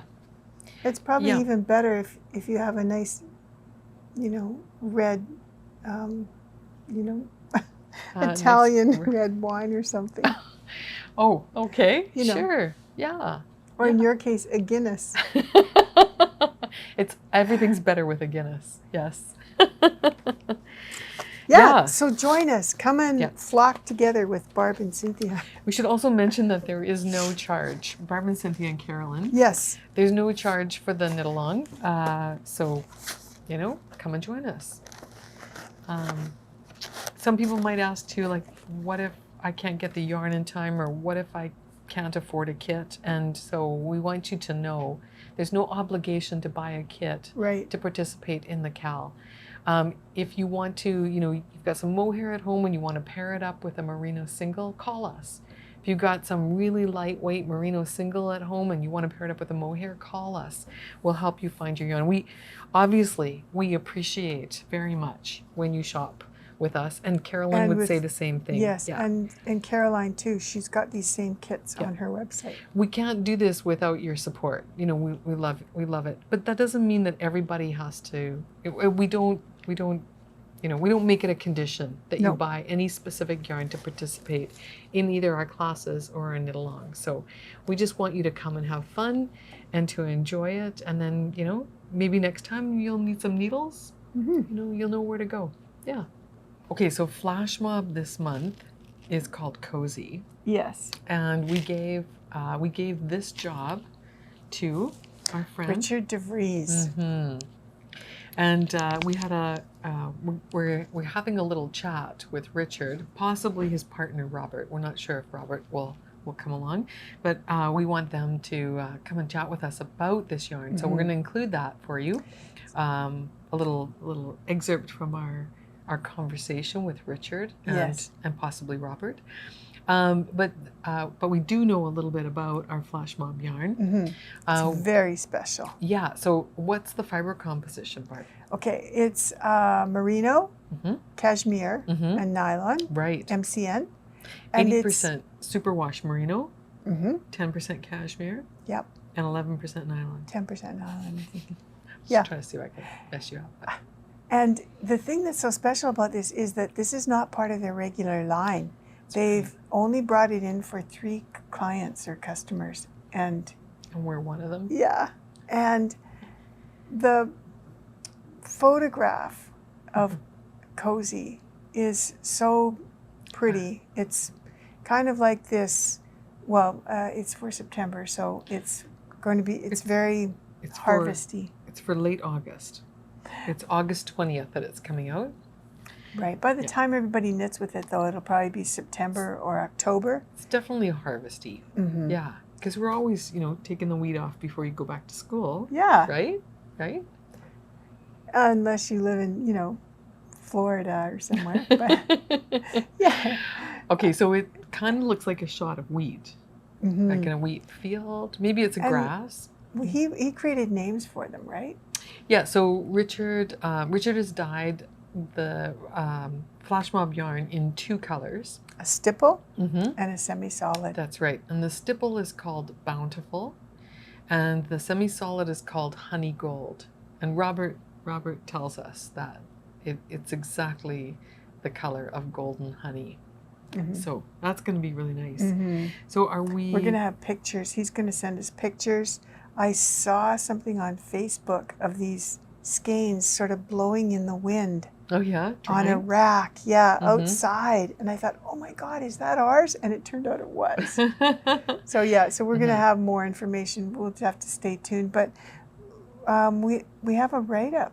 Do you want to share that? Yeah, absolutely. So we always have a bit of a story to go along with the name behind the yarn. And this is to help the dyers get a feel for what we're kind of looking for. That's right. What's inspired us, both from the photograph and from the words. So we send them a gorgeous inspirational photo, and then a description. It'll take me a minute to find it, but yeah, and we have to decide what to make, Cynthia, because we always get sample skeins, and those are going to be coming to us. We have to figure out what to make. Are we getting sample skeins, or are we just getting all the yarn? Well, I don't know. Mm-hmm. I'm thinking we'll probably just get all the yarn. Yeah, and so we'll probably be knitting with everybody else. Mm-hmm. You know, because it has nylon in it, I'm really thinking maybe we should do some socks. What do you think? Well, it might be the right month for socks, right? Let's see here. We could do something like. We'll have to look ahead in the book. Mm-hmm. See if there's. I mean, it might be nice to have, you know, the yarn and the book. Yeah. Or maybe we do something like a hat or something for fall. Well, you know, like a really nice one. I hear you about, you know, having something with nylon and being able to use it on your feet because it wear through so fast. But at the same time, it just seems like a shame maybe to put cashmere on your feet. No, so, it's decadent. I don't know, maybe mittens, maybe a hat. Yeah. But if you have two colorways, it would look maybe a brioche hat. We got inspired by Nancy Marchand. We saw her today. On Fiberside. Well, or a few a days tuck ago. stitch. Okay, well, we're going to have to come up with an idea. All right, so do you want me to read this? Yes, okay. Yes, please. So, this month's flash mob is called Cozy. The temperature begins to dip into single digits, and we pull out that favorite sweater or extra warm blanket. Our morning drink changes from a cool glass of water to a hot cup of spiced latte, and we take in the golden views as summer makes way for autumn. So that is cozy. Oh, yeah. And you know, that whole thought, maybe what we should make is a sweater. You know, like double strand, hold it together. We could do our soundtrack. You're definitely on a track, for sure, for sure.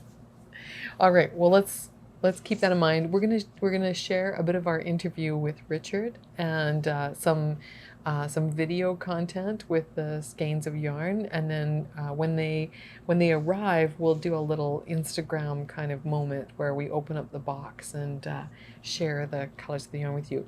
Our flash mob happens on the 20th of each month, so this one will be coming out on Friday, August 20th at 6 p.m. Mountain Time. That'll be 5 p.m. for those of you on the Pacific Coast, and 8 p.m. for those of you on the Eastern Coast, 9 p.m. for those of you in Atlantic Canada. There we go. Good for you. Yeah. What time will it be in Winnipeg? Central Time, so it'll be 7 p.m. In Saskatchewan? Oh, be quiet. I think they're on daylight saving time, right? I don't even know. I don't know. I really don't know. I don't think they have it. I'm not. We're voting on it in our next election. She's trying to egg me into like daring her, and I've already eaten 3 chocolates because I've lost all the last I thinks. So I'm not doing any more. It's a sugar rush that you're on. Yes, okay. I'm jittery. All right, we have one last thing that we got to chat about. Yeah. Look at this pile of yarn. I know. What have you been up to? Well, we started kitchen dyeing. She started kitchen dyeing. Yes. Mm-hmm. Yeah, and it was so much fun. I just got to show a few skeins. This is amazing. Okay. I really do like this. So here's the first one. This is a cowl. This is our Peaks and Ridges cowl pattern. And it's super fun to do in a hand-painted yarn. How did you get it gradient, Barb? Well, okay. There's a little kit. All the instructions, I just followed the instructions right here to the T. You just wind it into a ball and then throw it into a dye bath. Kind of like this? Sort of like that. Except you make the ball tighter. You wind it quite tight. Or with this one, I took the ball and I wrapped string around it. Okay. Like I put it in a ball and then I tied it with string, and I made the ball super tight, and the inside didn't dye at all. like it's almost white. So this one you've got tied up super tight. Right. So this one was another experiment with our hat trick yarn. So this is the merino. And then at the end, you can see I took out a tie. Oh, you took a tie out. Yeah. Look at that white dot. Yeah. So I made this out of it, out of a skein of blue. So see all those little tiny white dots? That's from tying the skein in numerous places. Interesting. And this is our hot shawl pattern. But wow, look at that. Really, isn't that cool? Yeah, it's very cool. And then some places in the skein, I only tied it on half. Oh, that's your secret. Yeah, and then here's another one. Yeah. And so it gives this random kind of like dot dash Morse code kind of thing. Yes. This really looks like a night sky, you know, with a lot of stars in it. Yeah. Wow. So we were playing around with reds, and it was funny how this dye bath, this one and this one and this one were dyed the same. This was the outside of the ball. Okay. And this one, I had too much dye in the dye bath, so I threw another skein in. Okay. And this one dyed out more pale. And then this one, we put this in at the same time. Yeah. And so you can see how the superwash merino superwash versus non-superwash made it more bright. It's quite corally. It's quite corally. Yeah. Yeah. This one was one where, again, I tied the ball, so I put elastic bands around it. Okay. I wouldn't recommend elastic bands just because you don't want to microwave those. And part of the process is to microwave things. Yeah. But you can see how the inside of the ball is all white, and then it gets, and so it creates this wonderful pixelation. One of our kits has this little pattern for the elf hat in it. Right. And this is all epic yarn. This is all epic, yes. Other than this skein of hat trick, everything here is epic. Right. And then we were doing dye demos too with black. Yes. And black is so cool because it takes the dye differently. Well, it breaks down. Yes. Right? The dye, the black color breaks down into its component colors. So this was a black pot of dye. We used to buy these little gel pots, and that's what this one was done in. And this was done with a liquid food-safe food coloring dye. Right. And it pulled this amazing sort of tealy green. It's really pretty. Yeah. And so, so the kit, or your process, I should say, is to take some undyed yarn and to use a food-safe dye, which is like food coloring, and you heat it up and you follow through the process that's outlined in the kit, and you end up with a gradient skein if you roll it up into a ball, or a semi-solid skein if you dye it in the skein. Or if you wind it into a loose ball, you're going to get a gradient ball as well. Okay. Because it'll soak all the way through. The outside will be the strongest color. Right. And then the inside. So this pixelation happens more if you really make the ball tight. Right. Wind it really tight around your thumb, or put elastic bands in it. To keep it tight. And you could just tie it with strings in two places, like here and here. Yeah. And then it'll get this kind of effect where some of the strand, like if you look here, some of the strand is white with just a little tiny dot. Right. I mean, you can do all kinds of things. There's so many things you could do. You could dip it into the dye, one color into one and one into another. Yeah. You could just dip and keep going gradually down in, and this will get saturated more than this. Right, yeah. There's so many things. This one here, I just threw the whole skein in. It was just like this. And, you know, the inside was all light and the outside was dark. Which will give you more of a variegated patterning when you It almost looked like those tie-dyed shirts. So, yeah. So we have a class that is on today, basically. This comes out on the 7th. We have a class with Kate Atherley on how to kind of use these hand-dyed yarns and variegated yarns. So that'll be really cool. But I think if you pick patterns that have some sort of shift in them, or it's so nice to use hand-painted yarns. Yeah, and do you have to have an undyed ball of yarn to do this? No, I mean, you could dye on other colors too, like yellow. Yellow does amazing things. Really? Yeah, when you dye with it. Our gold epic has turned green. With a yellow dye? Oh. You take yellow yarn, like gold yarn, and dye it in blue, and you get kind of a purpley green. I see. I misunderstood. I thought you meant like the yellow food coloring. Right. Yeah. Okay. I mean, you could dye gray with like a yellow food coloring and get maybe a green. Well, I wonder if you had like a medium blue and you put it in a yellow dye bath, would you get green? Probably. Oh. Yeah.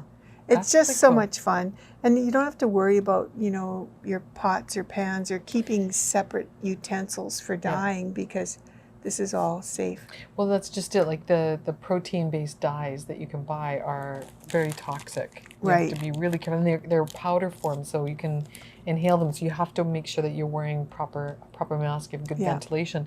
But this is safe because you can use it to color your food and you can consume it. I mean, obviously, you don't want to consume too much of it, but you can consume it and it's not going to hurt you. So your yarn can consume it for you. And, if you don't like what ends up happening, you can just dye over it, too. You can over-dye again, Yeah. It's just so much fun, I think, and it feels really good. It's to create your own yarn. It's a wonderful project with kids, too. Yes. Wouldn't that be neat? And then again, just explaining how, for example, the color black is there's no natural source of black. It has to be created. From other colors. Right. Reds primarily, right? Well, and I think blue too, because you have to get that dark, just think back to elementary school when you had 3 colors of paint and you had to make all the other colors from it, right? Yeah. So you'd have to keep adding something, blue or green or whatever, to create that black color. With fall coming too, I think browns is going to be my next place to play because I think that'll break too and show golds and greens and things inside there. Well, I'm looking forward to seeing this. Yeah, so take one of these home and play around. This has got the instructions, the 2 balls of yarn, so you have plenty of yarn. And this little dye pot will probably do like 5 balls of yarn. Right. There's so much in here. Right, yeah. You're only using like a little bit at a time. Yeah. Yeah. All right, I'll do that. That's great. Look at you. Oh, I know. And this is quicker and easier than knitting, isn't it? It's so much fun. This one was, I had so much dye left in the water. I just threw in another ball and it just soaked it up. Right. And you can see how it's just a real pale gray. I love it. I think it would look lovely as a gradient. Yeah. Well, I'm looking forward to seeing what you make out of all this yarn. I know. Yeah. That'll be the next thing. Okay. That'll be project 18. Well, I think this is probably a wrap for this month. Hey, we've gone on for quite a long time. We've been very chatty today.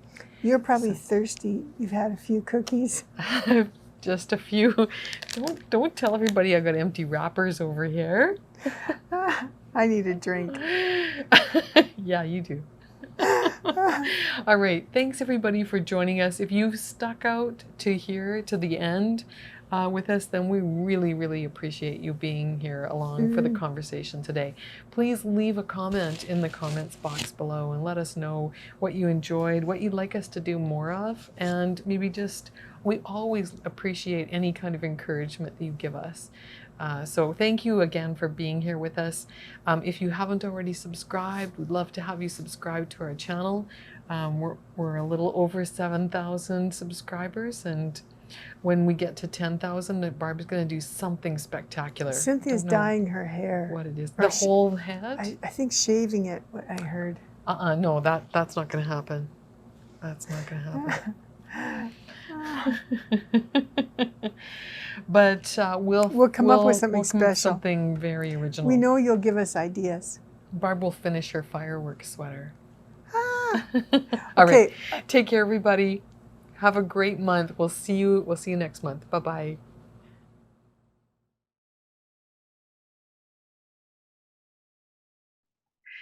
Oh, welcome, Richard. Barb and I are so excited to be talking with you today. We love, love, love your yarns. And Barb just told me that she's got you doing our next flash mob. And she told me that it's a very, very special yarn that you've created for us. So we're really excited to be able to chat with you about that today. So I'm going to let Barb ask all the questions because she's got the most know what about it. Okay, great. Well, Richard, you and I chatted a little bit and you wanted to get us something special. And so I'm wondering if you could just tell us a little bit about what you sourced and kind of like the what you're sending us. Well, I want to do something special for the store because you and Cynthia have always been so much fun, especially you when we get to see you in person at PNNA or the past PNNA. And so I just after coming to the store a couple of years ago, um, you've become just more than customers of ours. You're becomes family. And so I want to do something fun for the both of you. And so I like to play. I mean, my attention span can be small or short at sometimes, and which makes Robert crazy because he's like has to look up um, new names for colorways, and sometimes he says, "Please stop creating the new stuff." Okay, so but anyhow, I want to do something really fun for the two of you and the customers. So we did a fingering weight merino, cashmere, and nylon. And Barb and Cynthia sent these pictures to inspire me. And the pictures and August being the indie dyer for August made me start to think of the Canadian prairies. And the colors were to be like honeys and yellows, mustards, in that. And I always think about the times I've been lucky enough to drive from Vancouver to Toronto or Toronto to Vancouver 9 times, I will tell you, and see the prairies, you know. So the colors I came up with remind me of the prairies. So to me, they were, the wheat fields and the just the dry weeds, and all that. It's just was the color that inspired me to come up Yes, with this. and I love that. So you've created one what you call stippled and one Right. sort of semi-solid for us, right? Yes. So, and that's it. And I always call them semi-solids because I don't want perfection. I like that tonal color to them. Hmm. And so, but I thought they went well together. And I thought, it's how I just really enjoyed it. It was so much fun to work with, something that was new, different, and can be nice and luxurious for people. A nice shawl for the fall, for sure. Fantastic. Richard, you we always tell people that, you're kind of like the king of speckles. And I know that you love making that type of yarn, that speckled yarn. Is it just as challenging to try and make a yarn that's a semi-solid? Because I mean, you're trying to get the same tonality throughout the skein. Is that difficult or It easy? is. There's certain dyes that take to the yarn differently, and so with some of them, um, I need to start with a tepid water. It can't be hot, or else I'm not going to get even distribution. It takes to the yarn too quickly. Ah, And so, I mean, sometimes you're working at, for me, um, a good speed. So do not talk to me right now because I have to concentrate on getting this, done quick. And sometimes the lightest colors are the hardest ones to do because when you're in that dye studio, you got to keep that yarn clean. You have to make sure there's nothing floating around in the air because you will do a lovely nice pastel, and all of a sudden, when it's going the movement, you get little speckles. So doing dark is a lot easier because you don't have to worry about something getting contaminated, so to speak, by another dye. But yeah, I mean, there's to each one, it works differently. You just learn. That's the only way. I mean, you have to learn, obviously, but I mean, like trial and error sometimes. There have been some new colorways because something has just happened. But sometimes it turns out to be really interesting too. Something you don't think would ever have sold well or people would have liked. I mean, I have a couple that I do when they're in the pan, they don't look so nice. But when they have been reeled and then knitted or crocheted, they take a whole different life to them and they're actually quite nice. So, Wow.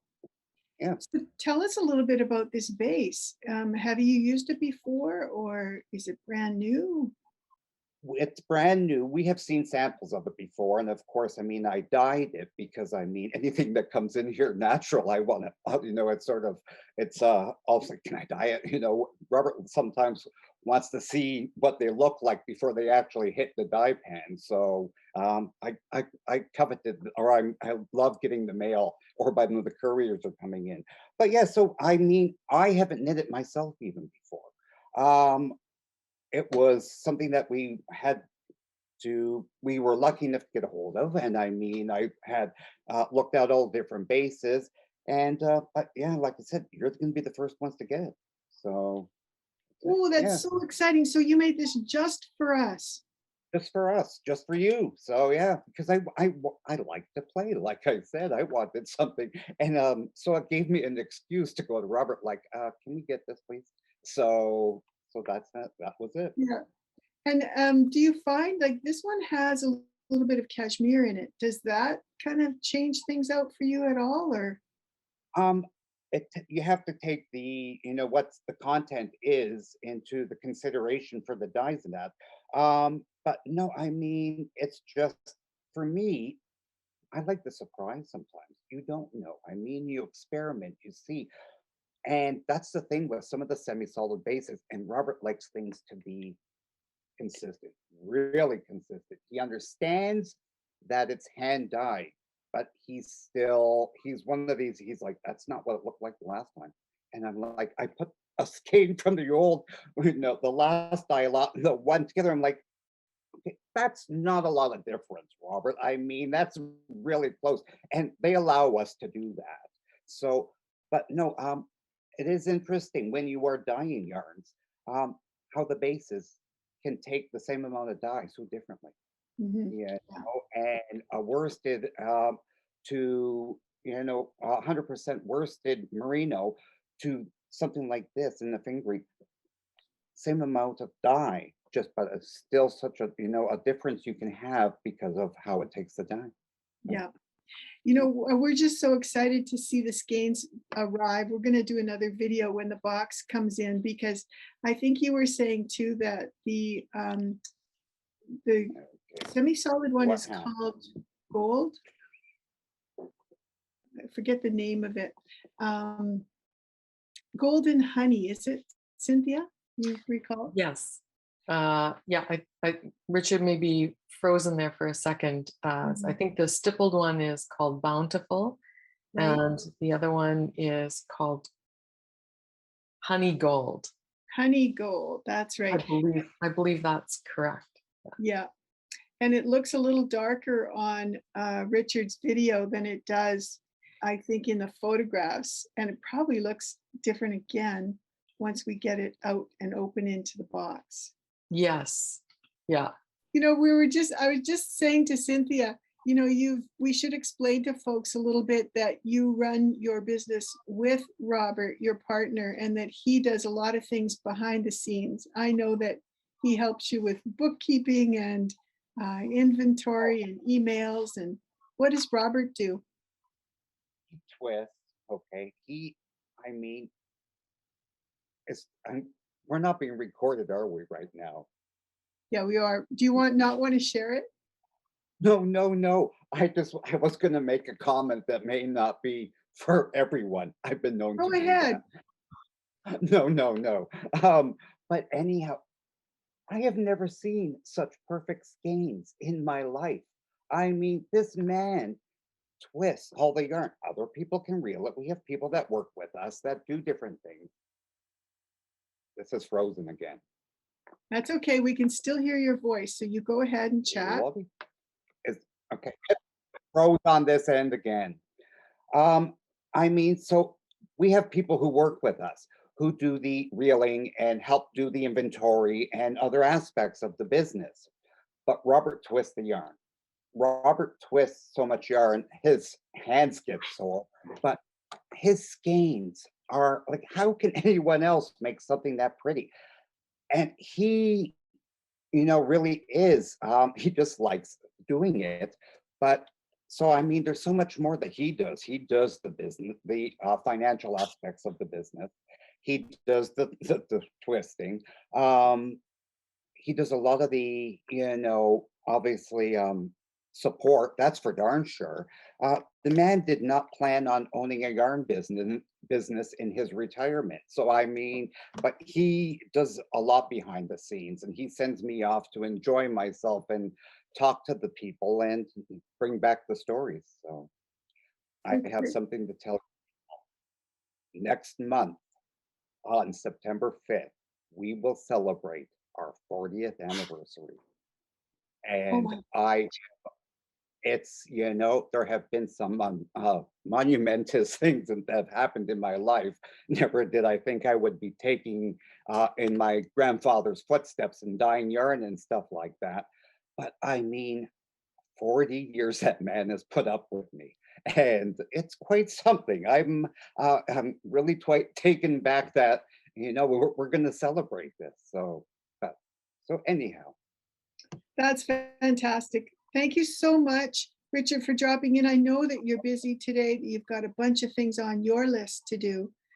But I just want to say thank you to you for creating such fun. beautiful yarns. We're so excited to have you as a partner. We consider you to be one of our partners.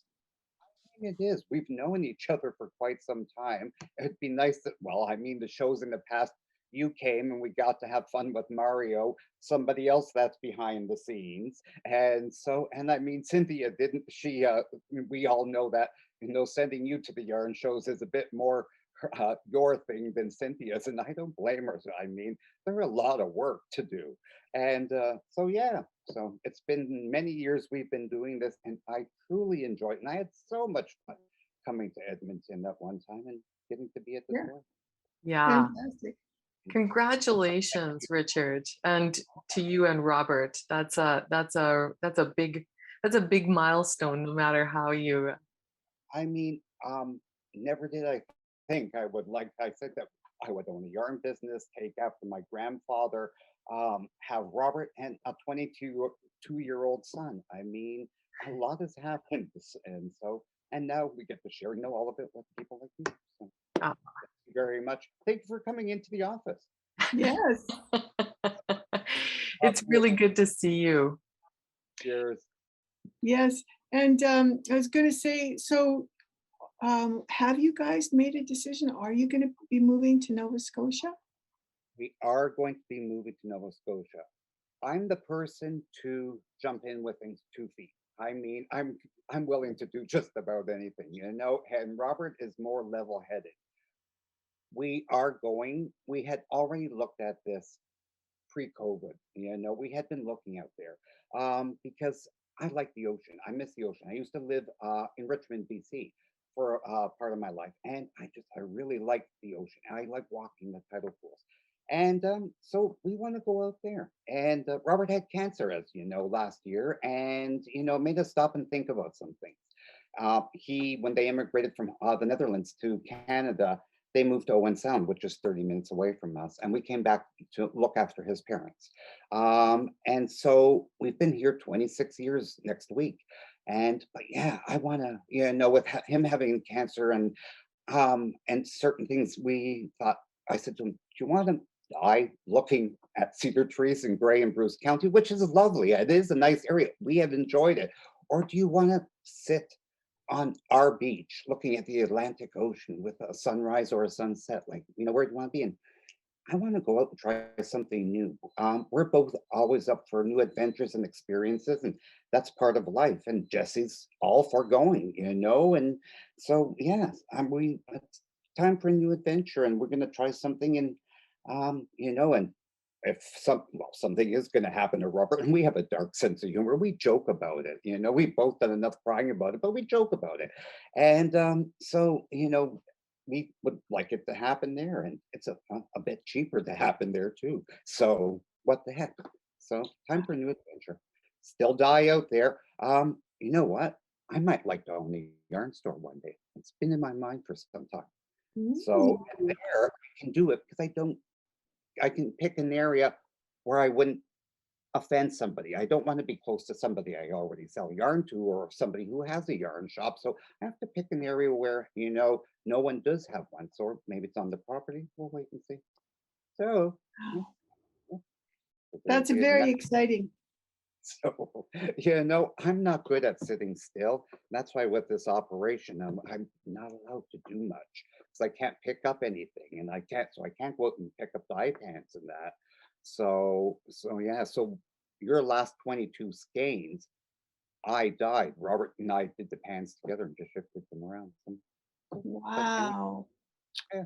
But So are you taking some time off this summer to recover? I can't do anything heavy or strenuous for 2 weeks. So this was the third surgery on this one.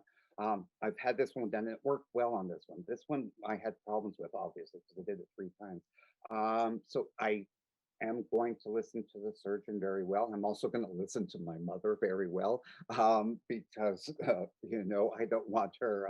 I don't want to listen to her get mad at me anymore.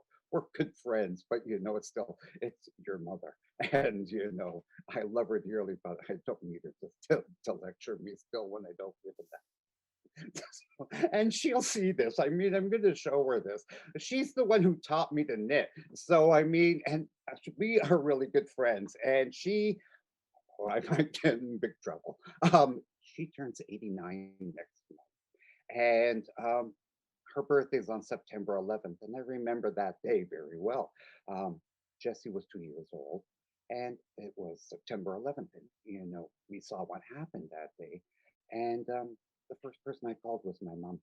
And I talked to so many people on that day when it happened, and the first person they called was their mom, because moms can always make things feel better. Yeah. Yep. So mom turns 89 next month, and I'll make sure I'm there. So we'll have some fun that day. So she's And my I've inspiration for a lot of things. So that's it. heard stories from Okay. Robert too It's that time for sorry. I heard stories from Robert too that your mom is a force to be reckoned with. My my mom's interesting. I mean, you really do respect your parents more or appreciate them more. I do as I got older. I don't know how she put up with me. I mean, I know what I was like. And you know, I look at Jesse now as a parent and I think, oh my God, if I you did what I did. Oh, I mean, we're really honest with him, but I mean, I did things I shouldn't have. He knows, so I won't lie to him. But I'm thinking, oh no, it wouldn't work. You wouldn't have done that if you lived in my parents' home because you wouldn't even thought about it. So, but no, I mean, there are certain stories I will never be sharing with my mom because where were you? Oh, I was at Billy's house. I mean, it's amazing how quickly you can think and come up with a story. This is why Jesse gets away with nothing. I can see, I don't want him to see this.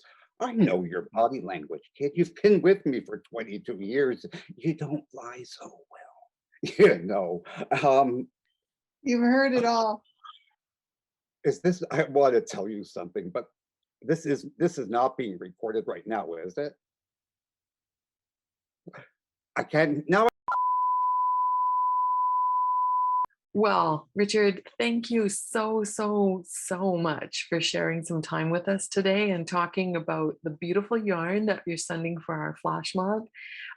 We're so excited to try it out and put it into some patterns. We are going to ask you for a little bit of like a little note, a little dyer's note to add to our description of it. So that's coming yet. One more task for you. I'm sorry. Not at all. We like to write. I mean, Robert likes to tell stories. He's very good at it. So, yeah, not a problem at all. All right, well, you take care. And I hope that your summer continues to go really, really well. And we'll be in touch with you for the next flash mob. All right. Enjoy. Thank you very much. Cheers. See you, Richard.